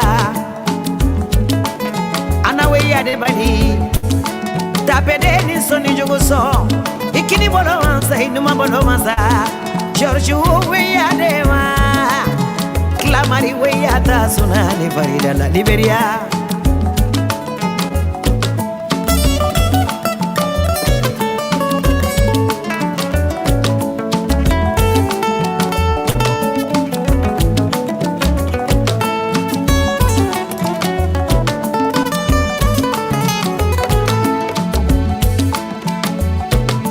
Nado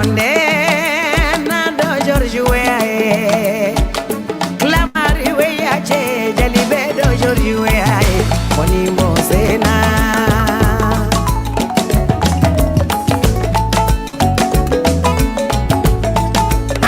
jalinado ne madu sudole na George we menone matene na George we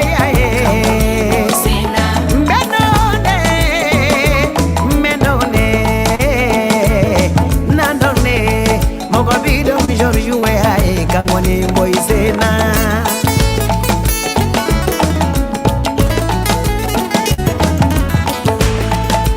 fina no bondola George we angenanewa seko karasola George we angenanewa jamu we afa tumete we afa inadonne jalibi don George we ai Wani Monsena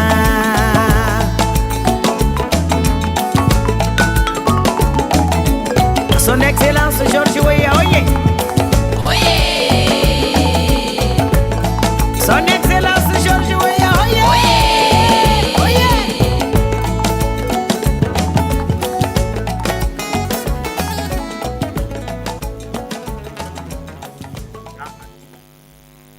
Like you on those artists.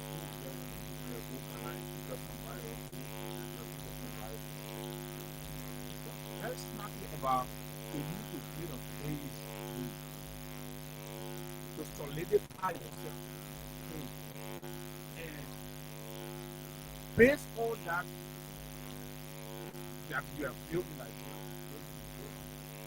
or you do nothing, or you even get busy, that somebody can say, yes, I'm going for 2 hours in Ghana. How much person can play a music and go for 4 hours? So when you finish doing the 2 hours, you come back and passing around. Go to God, you can do the play. No. Do it to the point where people are begging you to really come and from the platform.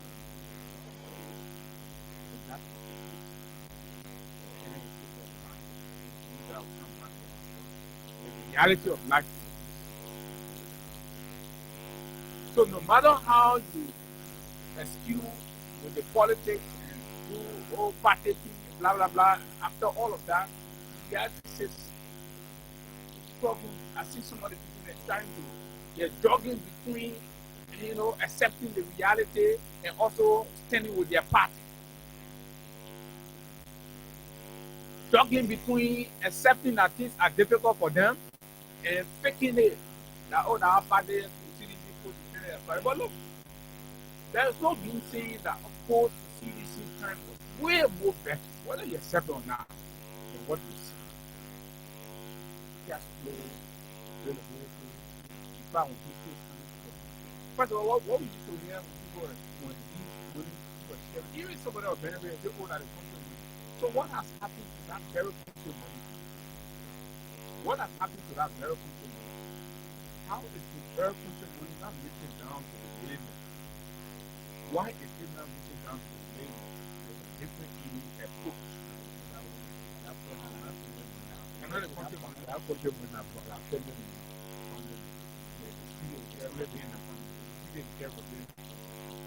so they are talking about this, the party, but look,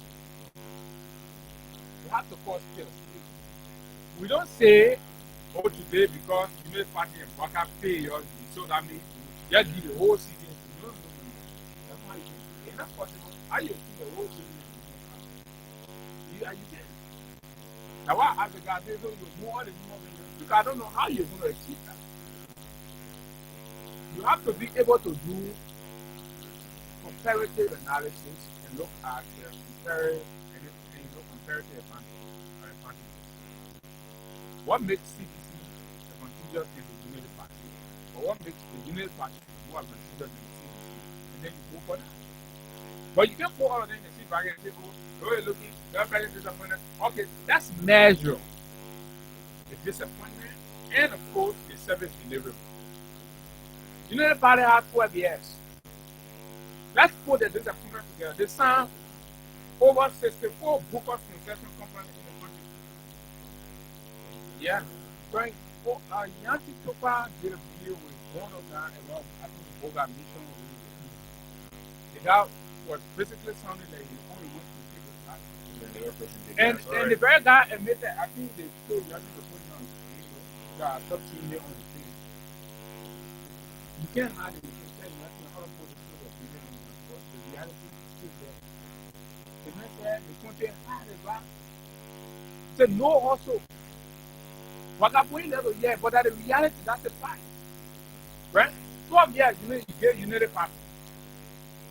Right? The masses, what did the masses benefit? What were you trying? You kept trying on capital flight. Taking 11 money from here, carrying the American paying mortgage, the school, and everything. That's what you're trying. You're trying on Booker's concession company that will not benefit the local community people. Right? You're trying on lawmakers taking all of the money to themselves and increasing the salary, with government officials distributing fat benefits.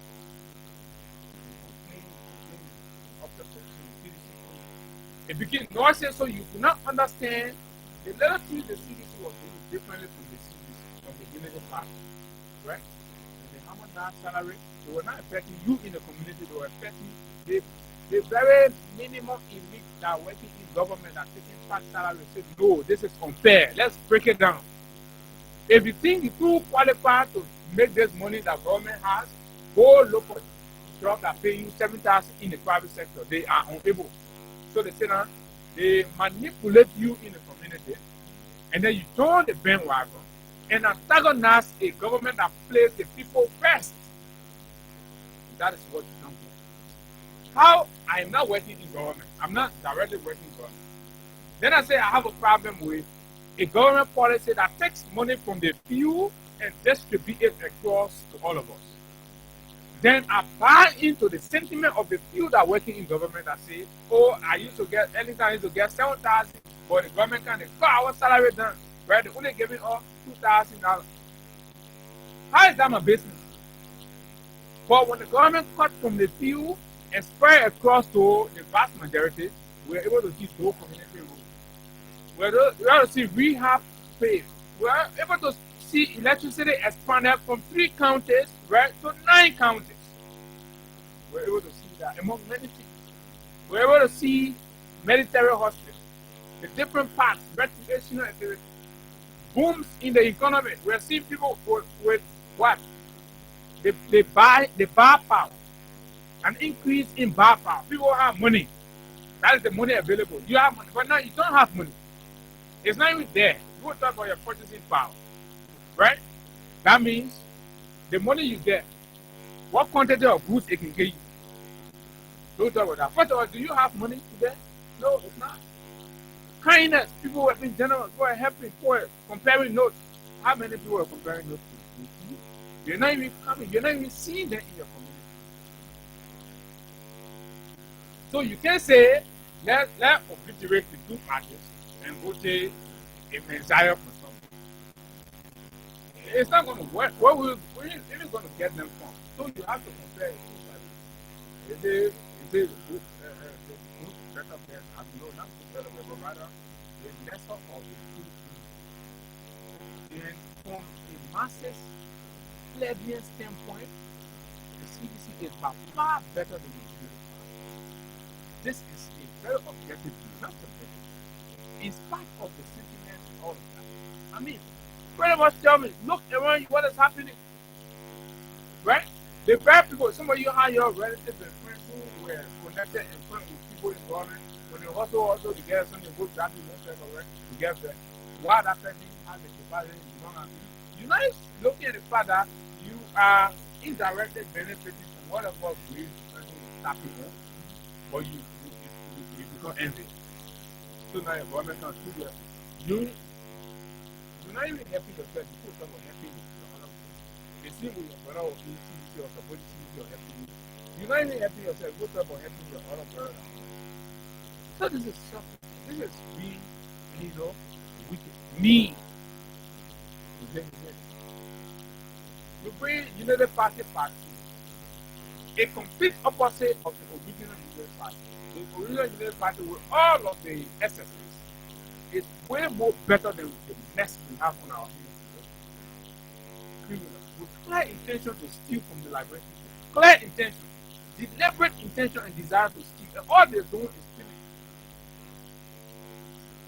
All they're doing is stealing. Everywhere we talk about stealing, right? And they steal and cover their stealing. When you find that, stealing people won't come.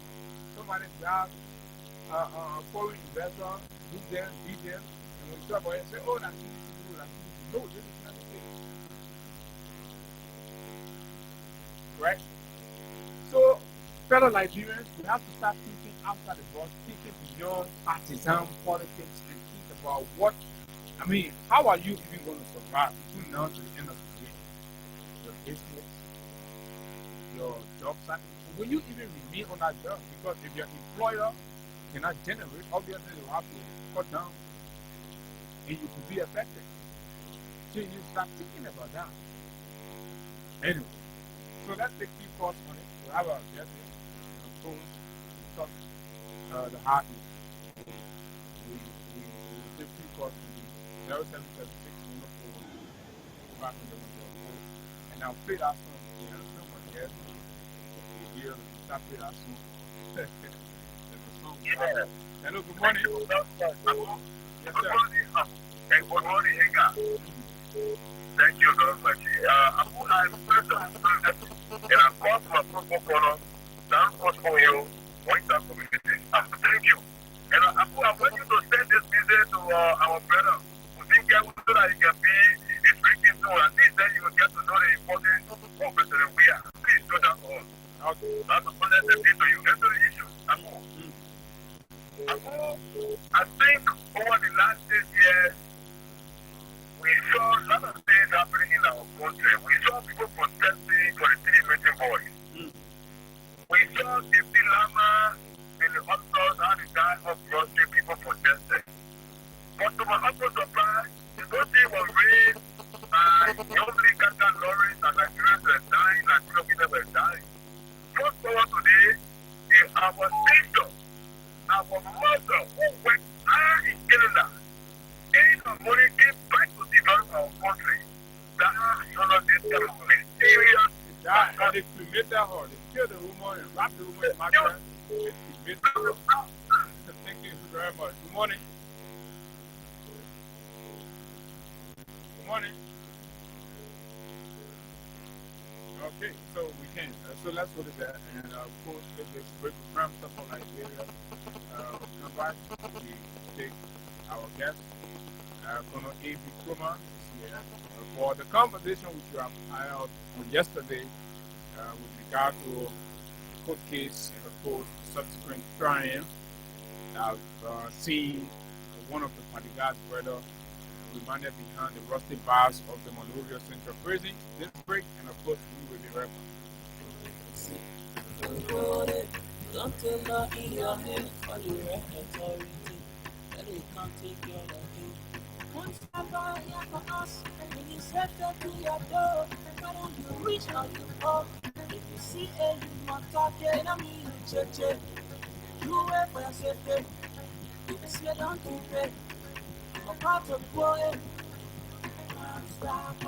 People bringing safety to your door.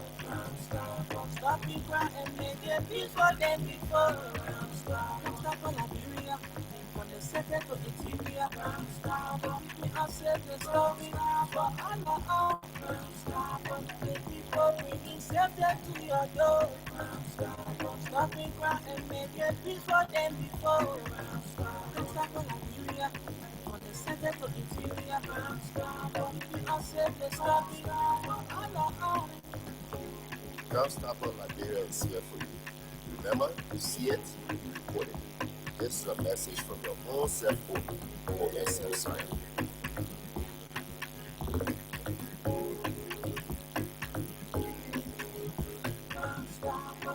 People bringing shelter to your door. Stopping ground and make it before them before. Let's start on Nigeria. For the second to interior. I said the story for Allah. The people bringing shelter to your door. Stopping ground and make it before them before. Let's start on Nigeria. For the second to interior. I said the stopping ground for Allah. Constable Liberia, and of course, welcome back to the final lap of the conversation right here on Freedom 87.9. And of course, it's good to be here this morning with Brother Eddie. Good morning. Thank you very much. First, I'd like to extend the apology to your listener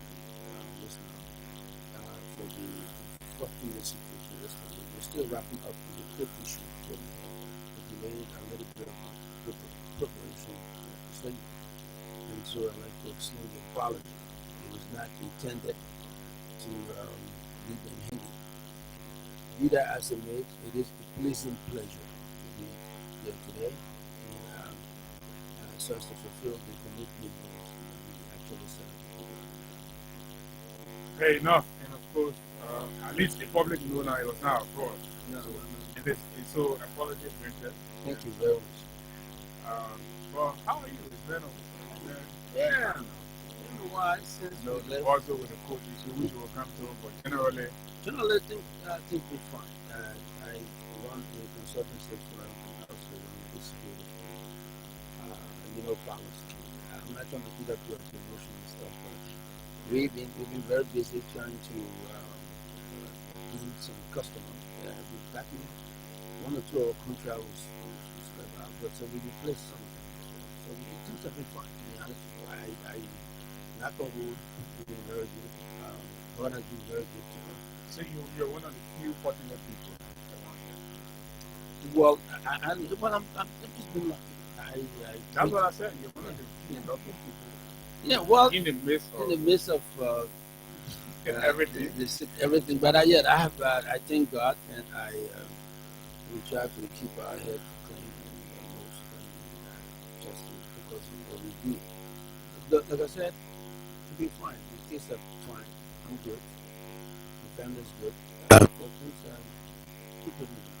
Again, I'm one of the lucky one. Maybe when I went to Mecca, the prayer I did in Arafat was a little bit much easier for me. No, so okay, so let's come to business now. And of course, this thing about you and the party that brother, right? Okay. It's something that I really want to talk to first of all understand why did you take him to court? Well, I'm not the aggressive kind of guy when it comes to family issues. So, Okay. well, when I was appointed at the LDA, but prior to my appointment, let me give you a little historicity of our relationship. Prior to my appointment, I met the Hussein Philly guy. I didn't know the Hassan guy. I knew the Hussein guy. I met him in Philly, and he spoke very highly of his brother. They kind of like that. They kind of, I call them two-headed monster. I don't know whether it's a good thing or not. But he was a little very complimentary of his brother into this and the rest of it. So I said, well, okay, that's good. But I mean, if I have the opportunity one of these days, since he thought I was in the political limelight, there was possibility of me being a political appointment. Okay. When I have it, and they had not been to Liberia much, when they come, they settle in Guinea. So now most of the time when they come from the States, they go to Guinea, then they drive out to Liberia and they hang out with one or two persons, but one of the few persons that they hang out with. Okay. So I said, well, look, if I have the opportunity, one of these days we will actually meet and we'll see what we can do as far as the acceptance and the recommendation or whatever you think that And we this should was do. during the political period. This was prior to the political period. I was in the States. Okay. I had gone to the States and so, but long matter short, we click. We started to talk. Every time they hear the farming and things were a little bit like that. So when I had the opportunity, being appointed as head of the LDA, Okay. and then I was looking for, I had specific reasons why I didn't want anybody appointing anybody to the position that I occupy. Was it your purview to look for? Yes, the president gave me that luxury, that latitude. Okay. That look, you find your nature, you find your deputies, so as to help you run this organization. Because this is my signature project. This is something I ran on, and I have the utmost confidence. Was that a bargain? Was that as a result of a bargaining? Well, I don't know whether it was a bargain or not, but as far as I'm concerned, I actually opted for a different position, and because and then the president said, "Well, this is," and because he didn't give you that, he gave you that, so he gave you the latitude to. Well, so he you said usurp his presidential authority. No, that's not what it was. Well, what it was that he has explicit confidence in my ability to turn things around. Okay. And because I've seen him from the time he was vice president, my interaction was different. I was deputy director of police, and my professionalism and my interaction was a little different.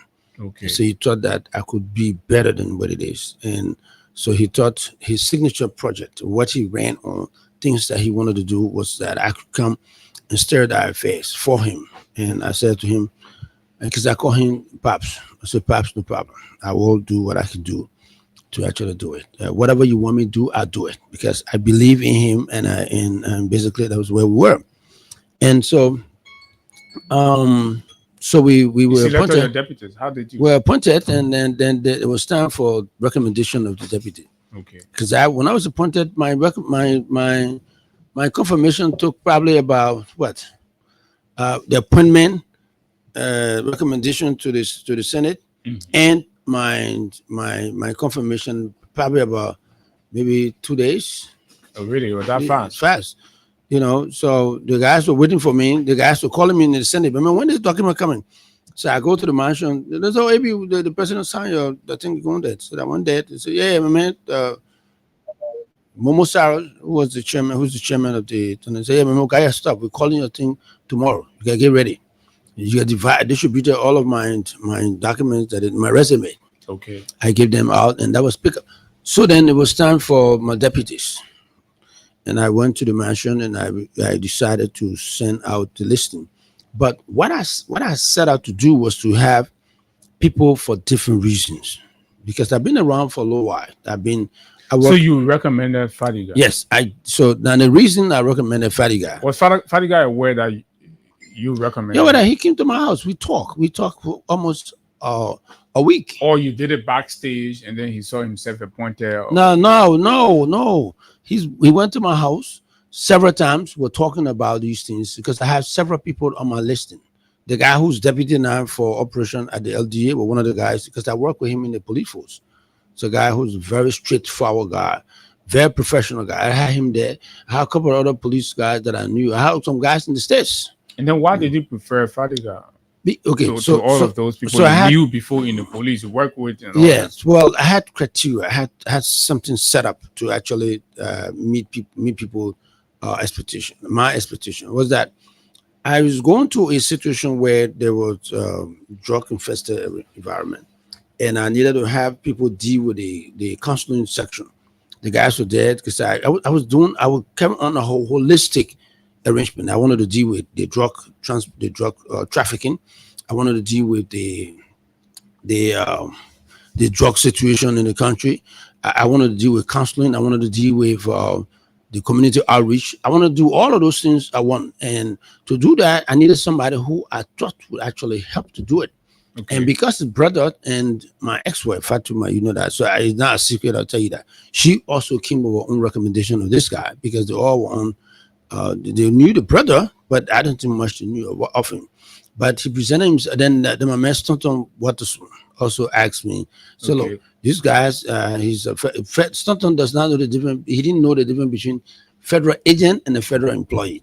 Okay. This guy worked in the prison system, and so they thought he was some. He called himself. But what was your personal impression about his CV? My impression, his comparative advantage, actually. Comparative advantage was that the fact that he had the opportunity, the counseling advantage, where he counseled the female officer in the prison, female people inmate in the prison. I thought he would be a better fit for the job. So the that female thing you're going to no, it's not the female aspect of it. The fact that he was counseling, he was doing counseling. Okay. He was meeting, talking to people, drug infected people. I thought it would be an advantage for us. For when it comes to operation arresting, that's my area. That's something I know best. That's correct. So sitting as head of the DEA, I can now express myself from those perspectives. I got somebody who specialized in counseling, who actually go to the ghettos and talk to these guys, so we start to transform people into certain things. Then I went for the administration part. I got calls from most of my friends, came to me and said, look, Bawuko will not have a shot at anything in this person, but he's here. He's a guy that is a no-nonsense guy to a certain extent. He was in the police force, he resigned. Somebody who talked to me about him, as the late Prince Johnson said, you want to bring this guy? This guy is a bad guy. He's bad news. And he said, this man, I wasn't here when the whole Prince Johnson and Bawuko situation happened. You heard the story. Yeah, but I heard the story, but I was not going by that. I was going by what so you saw all of the risks and you took it. I took the risk and I went for it. At what point did you realize that this guy was, it was off? Well, when we started to have conversation about issues, professional issues, administrative issues. And basically, then I started to see signs of deception, signs of this. And so I'm like, these guys are supposed to be helping me here. But they were professional disagreements. Well, the professional disagreement will have its own boundary. I'm not saying you can't disagree with me. I brought them, basically, I needed somebody to disagree with me. Okay. And because I'm not infallible. I'm a guy who actually will entertain, because when it comes to resume, my academic resume, I compare to any of them. Mm-hmm. They can't beat that. I got 3. I come from Seton Hall University. So, and I've had wealth of experience in the field of criminal justice.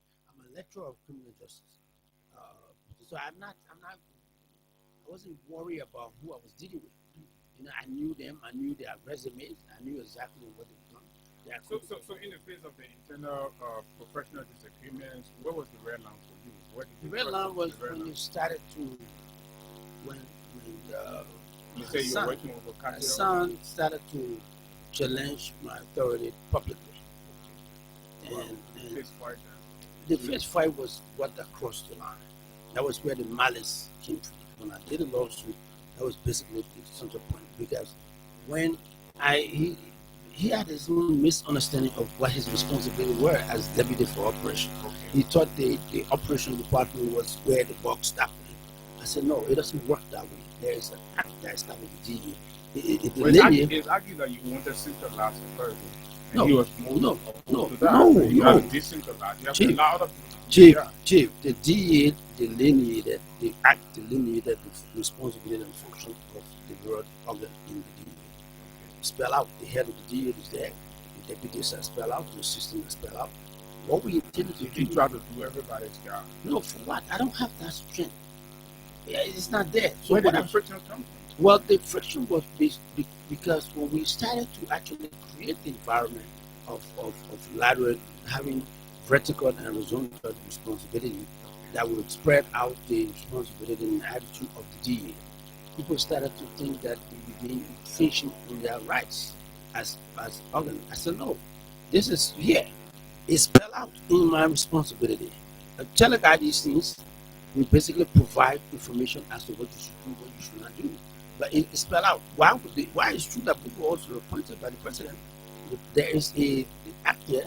There's an act that establishes who's responsible. Who's the head nigga in charge here? So they don't like me saying head nigga in charge because it shows me as a superior person. No, I'm not. That's the act. The act tells you what it is. You should have a copy of the act. You know exactly what the responsibility of the DEA director is and what the deputies were. So we tried to explain that. So I brought in a few guys. I brought in Tima Gelate. and I brought in my good friend Vaflo Dolly, just to listen and provide a little bit of tutelage as far as communication and as far as administration were concerned. And You brought in T-Max to do what? just to add up to the maturity of what we were doing, because the young guys coming in, a few guys who You were mean you brought him in the employ of the dealer? no, he was just a guy who would listen to things that happen as far as communication. as a mediator. No, as a communication expert who would provide what we will have to Communication communicate. guidance. Yeah, so as to communicate our situation out cogently to the folks out there. That's where we were. But then when things start cracking up, when they start to where the commerce, what the So short- technically, team, I was a backroom staff. well, you can call it that way. I don't know what you call backroom staff, but In the back there. no, it was providing- right there in the front.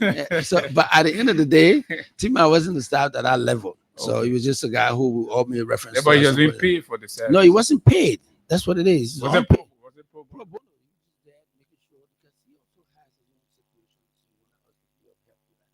His community needed us to focus on that. So he came as a volunteer to do what needed to be done. We tried to picture things from that perspective. But when I decided to, Mr. I think I thought now, he's deputy for operations. So he goes around with a badge on his chest, going from ghetto to ghetto, taking decisions. And I told him, I said, look, we cannot take decisions at this level. When we want to do these things, we have to do it in consonance with what the established rules were. You cannot do things by yourself because you are the deputy for operation. Deputy for operation, you are deputy for a reason. You do not articulate the views of this organization seriously outside without passing through some channel, which is the head of the agency. Okay, so Macaulay will come in. No, but I wanted to. Then we'll go to the.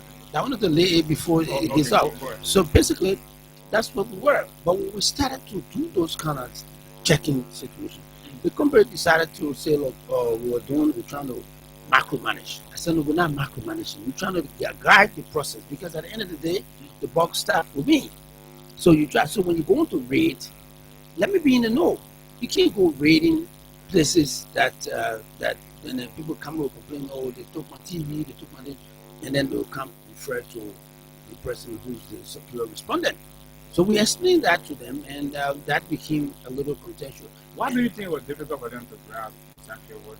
Because apparently I misjudged the resume. I misjudged the capability and the approach towards the job. That was there any political power play? well, probably when they came in, they started to go to Godfathers and stuff, and started to get interviews as to who can do this, what can happen. Godfathers left. I leave that to I leave that to history. I'm told they used to go to the executive mansion. No, I don't think anybody in the executive mansion in a good mind would actually try to undercut the president's appointment. I went to the mansion and I had lunch with the president. I talked to the president on a regular basis. Any other president But in the the mansion, level of challenges. any other president, any other They must have president, been depending on a very. it probably in the Senate, somewhere there. I don't think it's in the mansion. Whatever challenge you have at the executive mansion, you can't be more than the president. So that's what it is. And I deal with the president on a regular basis. I deal with the national security advisor on a regular basis. So whenever they have that little career quarrel and misunderstanding of their own strength, I think they got it from somebody in the Senate or somewhere there. Well, they did. A lot of them walk around the corner. You're security, man. You're strong on intelligence. Yes, but at this level, where am I sitting now? I will want to take those situations and say, well, But you got some help. I did, but all of those things are bridge, water under the bridge now, because I'm no longer at the LDA. The guys who did what they had to do, they now see exactly what the drug situation is like in our country. Because I came with the strength, my mind, my money, my funding. Nobody giving money to run the DEA. Myself, I took my security money. Okay. The misunderstanding they have was that the money, there was money in the DEA, there was money coming from drugs. I am not the guy who deal with drug dealers' money. They don't have money more than me. And besides, I don't think that I went to Mecca, for God's sake. I cannot come from Mecca and come and deal with drug money. That's not something I'm not going to do. I run it. So they saw you with money, they thought you. Yeah, they thought it was a drug money. But I come. Yeah, basically, that's the funny But you part. actually have money. I do. I'm not bragging at that. I'm doing business. I'm a businessman, bro. So at a certain point, I heard you spoke about the issue of people going out to read and then people complaining that their materials. Yeah, that became part of our problem. And why you think it was happening? When these were Because professionals? no. The guys we had, this is one of the reasons why I restricted reading at that time. I said to them, so look, we have almost 1,500 action agents. Action agents are guys that are not on salary. You know what I'm saying? They were dead, and we inherited those guys. Then you got 600 plus person unemployed who have fiduciary responsibility. All right, but you got 1,000 plus that are not employed. They're dead. So if you're going to raid, you actually have to take those guys from you. So it has to be properly coordinated to actually get some result from them, because they're not accountable to any systematic approach. And that's one of the reasons why we decided to restrict it, so we can basically have a way to get this thing to. That's what it was. Those are some of the impediments we had. So that was the basis for which we restricted the raiding security. Okay, Chief. So we actually wanted to clear the house on the LDA stuff, but let's come to the meat. Why we actually invited you, which is the court process. I'm told you pressed defamation charges. Okay, because you're right trajectory, because when you come from where we were, then you come to how we got the libel and the slander, then you come to the court issue, then you come to somebody going to jail, then somebody leaving ahead of time when they got information that they were going to be arrested. So drill us through, basically, because that's what I was trying to do. So after we got to the DA process, so when I saw the kid moving faster than what he can do, you start chewing what he can swallow. Okay. I tried to put up a little bit of restriction to it. We even had to go to the guy from the Senate there. What his name? DeLong. Okay. DeLong called me, and a few other guys, Amar Conan, and all the guys said, well, and Snow, they said, look, maybe want to mediate. Apparently, some of them had taken some complaint that I was not conforming to the whims and caprices. And I told them, I said, look, I am not. I told them, I gave the act. That's I told them to read it. You guys are senator. You guys confirm me. You know I've been around for a little while. There's no way I will subjugate or circumvent the process. You read it, see what I'm going wrong. Give me a criticism based upon this. Wherever I say, maybe we know none of you guys just won't be accommodated. Yeah, I accommodated them, but I have a rule. I have an act that I'm dealing with. You have certain responsibility. You have certain limitation. They, to the extent where we went back, they said, "AB, go and manage it." That's all right. I went there. We started to work, and then the situation started to go further to the point where Mr. Fadiga removed the guy who's at the DA office in Bravo International Airport. Okay. That's not in his purview. If you check the ask question in the DA, previous that director will tell you, the guy who's responsible for the DA situation in the airport is the director of the DA. That was never even my cup of tea. Before you take those kind of action, share with me.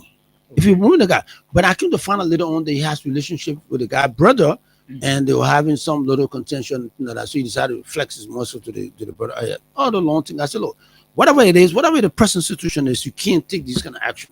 Everybody follow. We want to know why you took them to court. The merits. The merits of that was that when I removed that guy from there, when he removed the guy from there. Because there was something, so a brother now who's not Hussein now, there was this boxes in the custom, people put some box in the back of the car. And they remember that where they said, look at drugs coming out of the RIA in on broad daylight, which is not true.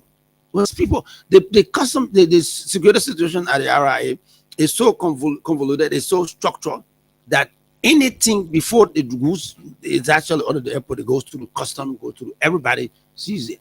You can't be that connected to the point where they got the thing so structured that everybody would know about this drug coming out of the airport at that level, without no boxes. He used that as the basis of remove the guy without seeking any kind of guidance. I told you, I said, no, it doesn't work that way. Go back, put it there. If there's any situation here, let's investigate it. I would have known. Was that why you took him to court? No. So when he did that, when that happened, the guy was removed. I told you, you seen that decision. He did not. Gave him 1 week. The second week, if you don't do it, I will do it. He didn't do it, and I took the action. Then he did some other stuff towards the Vera prison, the Vera department. I told him, look, if you do this, I will stop you from taking any action in the prison. He did not stop, and I took action. I took a decision on it. I called a staff meeting. He went in there, and I told him told it in your face with the guy. I said, look, Mr. Fadiga will have to conform to these processes. All in that, we will have to take certain stand. And he became very furious. He almost attacked me there. He started fighting. They had to hold him. He's the fight. By the end of the day, we had it. After that meeting, he and his brother went on the highway. How Abi Kuma is a drug dealer. Okay. All along, he didn't know I was a drug dealer. All along, when he accepted my on the media, yeah, in the media, he went in the media. Then he went to print media. And they wrote a letter to all of the embassies, the share near embassies. How I did. They could not prove it. So I asked them, so, do you have proof for these things? You maligning my character, bro. I've been around here 30 something years. I work in the United States. I come here. You cannot come and malign my character like that. You know, oh no, you think we don't know? And the basis was the so aside from what one of them said on Spoon, but the communications that were written to the different embassies, alleging or implicating you into some kind of drug cartel and all of that, formed the basis for the exactly. So when that happens, when I requested to rescind those processes, they didn't do it. They said they're not doing anything. Blah blah blah. My father didn't stand to defend it. They just went ahead. He gave that guy a chance just now. He come here and say, maybe it's a drug. He cannot defend it. There's nothing substantive will tell you. Just say, maybe in one of those guys, that's what he spread around. Okay. And I told him he can't do that. So when I spoke to people close to him that are coming out to talk for him about my lawsuit, nobody listened. He didn't listen to anybody. So when the president took the decision to relieve the both of you, people felt that was a fair judgment and it was okay. Everybody's going to go their separate way. But you decided to take it for the why. The judgment wasn't fair. Well, what happened? The president has Article 56 give the president right to hire and fire. I'm not questioning that. And nobody he investigated the scuffle and the misunderstanding. He felt it was a fair thing to let the both of you go. That's presidential decision. That's not an equity decision. That's president can decide to do that because look, I hire you. But you decide whether it's fair or not. Well, it's my. So it wasn't fair to you. Well, that's not my discussion today. No, but you went to court. I went to court because he maligned my character. He slandered me. But didn't you say that to the president? I did. Well, I explained that. I put that in my writing. But the president still felt the best decision was to say, okay, the both of you can understand. You're going to sit down. President take that decision. Personally, me and my family can take another decision as far as my character was concerned. Okay. And I respect the president very much. The president, again, got the right to hire and fire. But the issue that has to do with my character that I worked for 30 plus years, when I let go, I'm not going to let that go without this guy.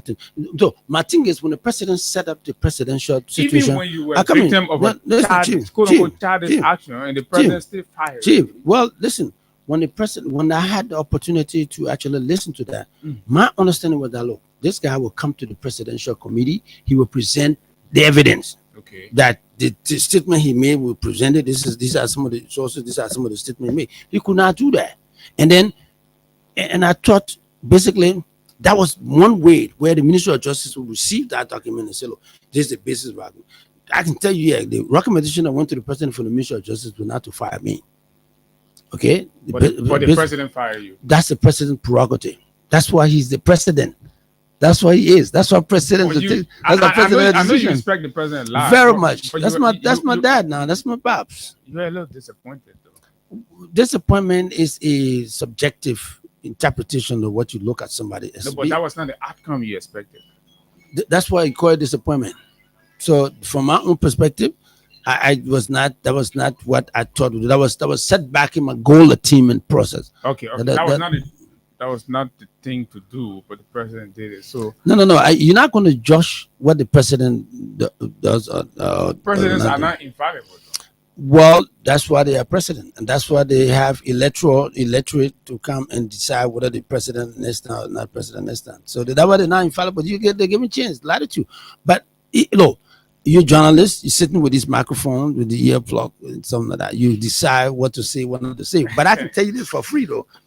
At the end of the day, presidential decision will all be respected. We all should respect presidential decision. But again, my family, my lawyers, my friends decided, look, you have a reputation to have a career path. You have tomorrow. These guys made this outlandish, unsubstantiated accusation. You have to get somebody to tell you whether they're right or wrong. Take it to court. Let's test the system. Okay. And I took it to court. I had thought that they had these things so we can battle it intellectually and legally. They didn't come to court. The reason why the guys did not come to court because they didn't have the evidence. They didn't have it because they knew that we filed lawsuit. They knew the sheriff went to them to the police station to serve them. They refused. They almost ran after they actually ran after the sheriff officer, the court officer, and they could not make that. So the sheriff officer make that return. Our civil procedure will tell you, say, look, if you have a situation and if the guys go serve you and you don't adhere to the service, then you are deemed served when the person carry on that return. Okay. So they were deemed served, and the guy went back to the court and made their returns, and then the court state allowed them to actually come appear. We demanded that they actually found justice. At the end of the day, they basically could not live up to the expectation of the court, okay. And they found them a judge for slander. And then I still presented my case in court, and the sheriff in there went and requested their presence in the courthouse. Maybe they heard about it. Somebody will hear their name being read and will come and tell them they were right here. Both of them were here. Okay. When the case was going on, they didn't do it. So they found them guilty, and I have judgment from that point. You still have 6 days to 60 days to actually respond to these things. They did not. To do an appeal. To do an appeal to the Supreme Court, because this is the Supreme Court. This is the Circuit Court. To them, they had the 10 days. They were right here when they went to serve them. They are aware of it. They knew we went to court. It was on Spoon radio station. I sent it to Spoon called them up and let them know that, look, you've been sued. If they have any respect for our judicial system, they would have gone there. They did not. Okay, they didn't go to the Supreme Court. Why did their lawyer pray for me as a Republican? Because the guys because they left the first time around, so they have essence to go to Ghana, to go to places. So we wanted the need as a Republican to keep them here, so that we can face justice. And that's why they got a new exit Republican. That's our law. It's not some change that was concocted by A.B. Kroma and his lawyer. This is the law. That's why the judge signed it. That's why you went to the agency to actually pursue it. But let me tell you something. Of all of the things, what is victory for you? I come in now. Of everything that they did not, they won with the Supreme Court. When they could not go there, they had a chance to do. They didn't do anything.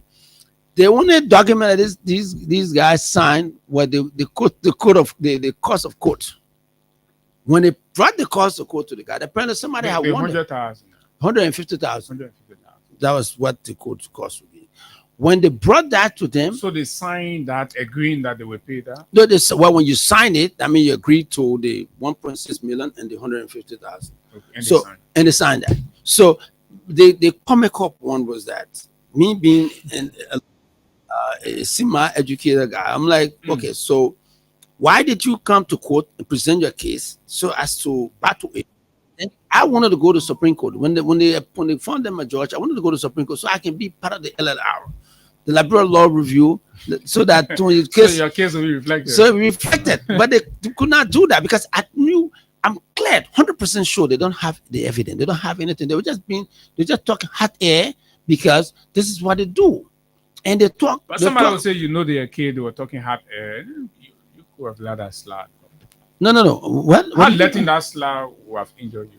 It still injured my reputation. They stay at this point, except that now I'm vindicated by the legal action. But the fact that they refuse to actually come to court, I'm even hurt by the fact that they did not come so we can hear that side of the story. So the law can be reflected in the place there. But the judgment against them is something that I can take with solace. Somebody said the 1.5 million? 1.6. 1.6 million is too much. That's not me. I don't set those bars. Maybe they had gone to the Supreme Court. I think that's the value of the injury cause, right? Maybe had I gone to the Supreme Court would have reduced it or added up because I'm injured. I have contracts that were not accorded to me. I had a Chinese contract that heard of my case and they said, well, look, this guy got some drug issues. They didn't sign my contract. That was $7 million. They didn't sign it. And I other things, and the confidence. I walked the street. I've been around here, hairs high. I'm not subjugating myself to the whims of these guys. But you cannot put this thing in the air. Because I teach at the graduate school there. And kids listen to me. Okay. My students listen to these things around. You can't make those kind of cases for me and you think you can go scot-free. That's one of the bases for which we took the chance. And today, I'm working freely when I walk in my classroom, I'm free because my kids know that I'm vindicated. My kids in the States know I'm vindicated. And so that's who we are. Assessing the capacity, many librarians doubt whether the Fadiga brothers can actually raise that sum, and our society being communal, we're intertwined, and people sometimes let's talk to AB because this is not. There was the crystal. I've gotten those stories. There was the crystal and the rottenness here, and there were intervention. Are you open to these interventions? Well, I don't operate in a vacuum. I am a Liberian from the traditional background. Okay. I've gotten tradition people calling me in here, there, and there, and calling you to say what? To say that there's a need to discuss this case from the court. I had a conversation with a very high person in the judicial system yesterday, which I'm not going to call the name now. What's the interpretation of that? The interpretation was that, look, let's not focus on detention because I wanted to make sure they are detained. But by right, the law says they should be detained until they pay this money, or there's a negotiation as to how they're going to pay. Was that why they were released? He was released from the prison. Well, we took the judge that released the guy we took him on appeal. So summary appeal, summary judgment, summary appeal to the. So one thing, just quickly, why all of these conversations are ongoing to ensure that you at least have some level of consideration. This guy is still on the social wire, talking nonsense, making statements. Making nonsense. He said I heard him say he wasn't incarcerated because of your case, but he was incarcerated because of contempt of court. You know what? Also, he's still accusing you of even, in fact, threatening his life. Have you come across that? That's nonsense. But let me tell you something. You know, I went to the center prison, right? I went there purposely to see that this dude was placed in the center. The you don't trust the law? I trusted the law. I've been there. I'm a law. But they've said we're carrying these guys behind bars. I followed them. Behind bars. I wanted to, because I know of these kind of nonsense they're going to be spreading around. That they drove his car in there because the sheriff was in custody of his car. His vehicle was being driven by the sheriff officer. All right. So they drove in the center prison because the sheriff was driving his car in there, and that was a little bit also procedure that the sheriff did, which is being reprimanded for.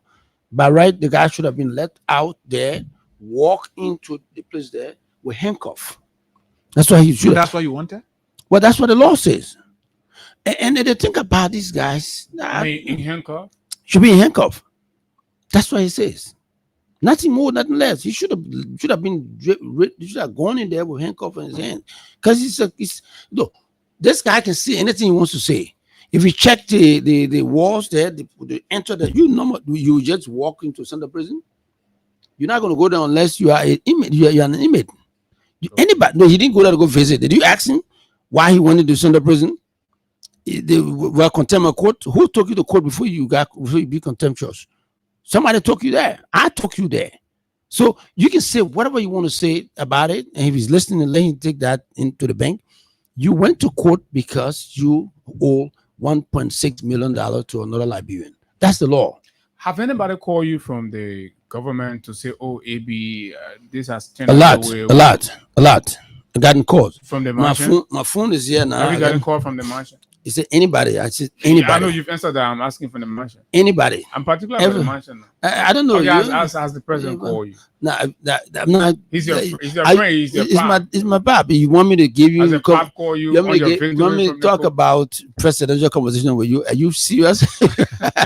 So one thing could be, just before we go to the lines quickly to pick few calls. One thing could be some are saying AB is in this not because of the money. He's a businessman. He got the money, but he's in this to prove a point. If yes, what's the point you're trying to prove? Thank you. I thought that question would come a low while ago.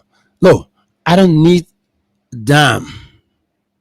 These guys don't have it. I check their bank account. They don't have more than $5,000, except where the guy just started. They gave him some kind of consultancy at the finance ministry there to accommodate him after he was rejected by the French government.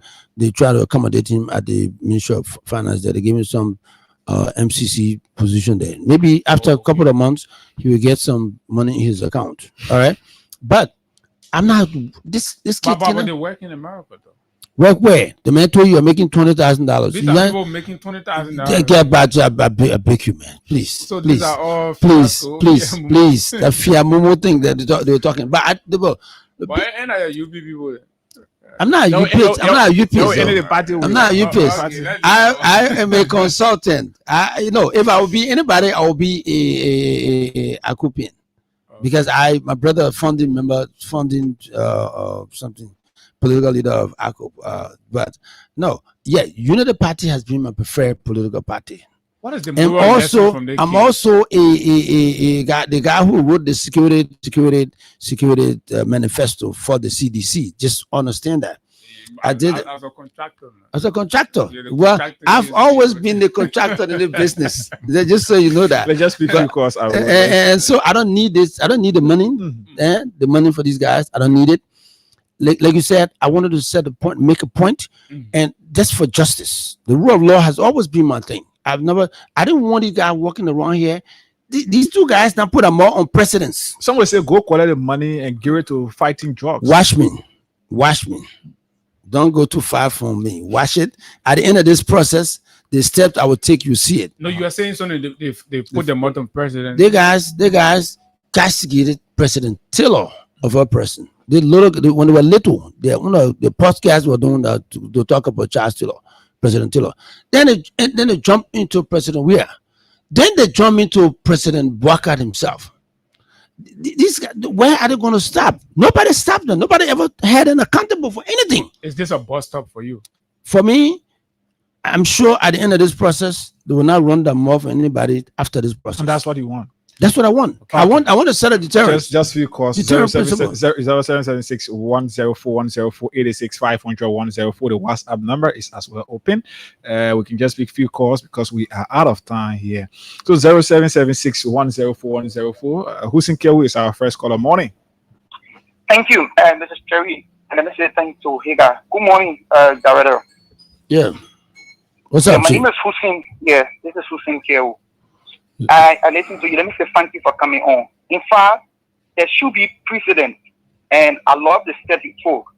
I want to say that our religion does not, permit us taking people to court. But in the country of ours, sometimes they're good to set a precedent. Like you have said the code of rule, everybody understand around the world. So you celebrating? They come and put your United Party people in jail. You celebrating? No, I come in. I want for Director to grab something, right? He has set the precedent already. So you must forgive the guys. I appreciate the court for such independence, no interference, and yes, you are getting redress. So, Director, I will ask you, the criminal justice procedure has not concluded. They got to go to Let's pick this person from here. Morning. Right? From the court, you go to correction, right? No, I can't keep you like this. Even the correction, others I want to come in. When the pre-trial detention. Yeah, but they're talking listen, the pre-trial detention, when you spend 2 minutes in the prison, 1 minute, the father you walked, I have it, I will share with you. I have a list here, I have a letter here, the commitment. Commitment say, inmate.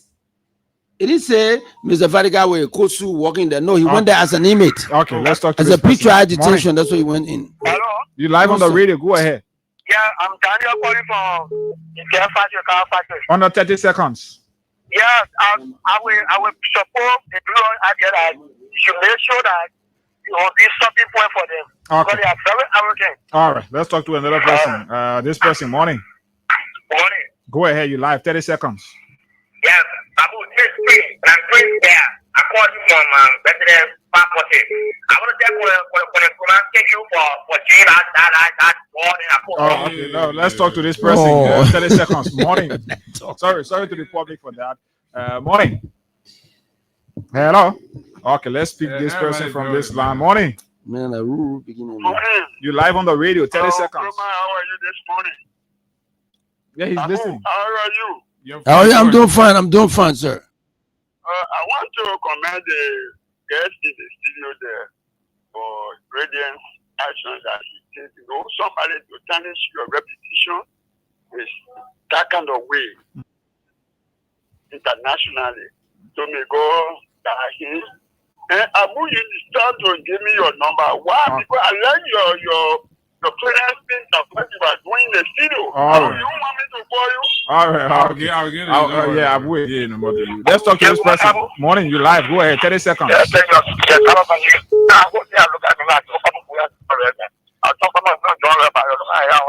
Okay, like John Palmer always on John. It's like John Palmer always on John West. What babe? John Palmer? My brother, then I always. The man, my brother. Let's talk to this person. 30 seconds. Morning. I mean, I'm so man. I'm a Morning, you live. Not brother. Yeah, I was here, but it's a big lion. Yeah. You can't talk to somebody like that. Yeah, I already did. So morning. Morning. You have to first tell us where the man live. Who is that? Morning. Who line? Yeah, this is Ibrahim Sheriff call from Conway. Go ahead. The man as the director, knowing the fact that Come on, director. No, once you director. Go ahead. No, I'm always director, man. Yeah, the left position. Yeah, don't mind. What could be a point of concern, director, and knowing the fact that they didn't need to tell the president we are all the president can do to him. And you and Landa don't have to do you, and they think you're better to court. I didn't. All right, just 1 or 2 calls. This person, morning, 30 seconds. Yeah, good morning. You live. Go ahead. I'm Mohammed Sherry. I'm calling from Papa City. Go ahead, move. Yeah, I really admire the director for taking the bodyguard report, and I want you to push the logical conclusion. Okay. Because up to now, they have not got tired of maligning a character. Okay. All right. He went as far as Sabina said the director had gone on his side when they had a confrontation in a restaurant. So you want to get tired. All right. They push it to the logical conclusion. Okay. Just one of the person. Loudly. Good morning. Morning, you live. My name is Kame Kibla calling from Ghana. Go ahead, Ghana. Yeah. I want to tell your guest, thank you so much. There's a good thing to do to go for the law whenever there's something that you disagree on.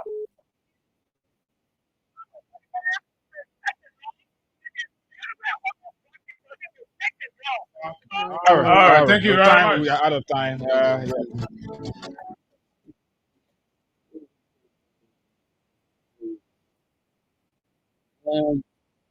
Listen.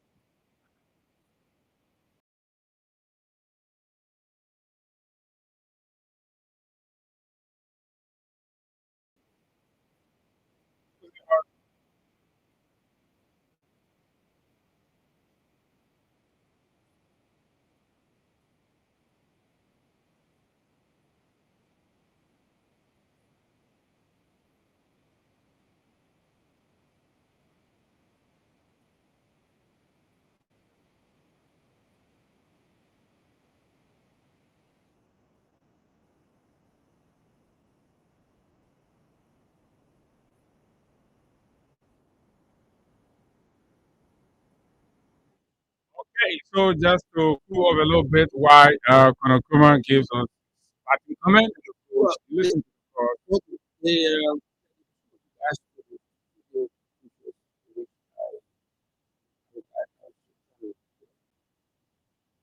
They follow up these guys. They're like they have no control as far as the actual situation. They don't have no restriction.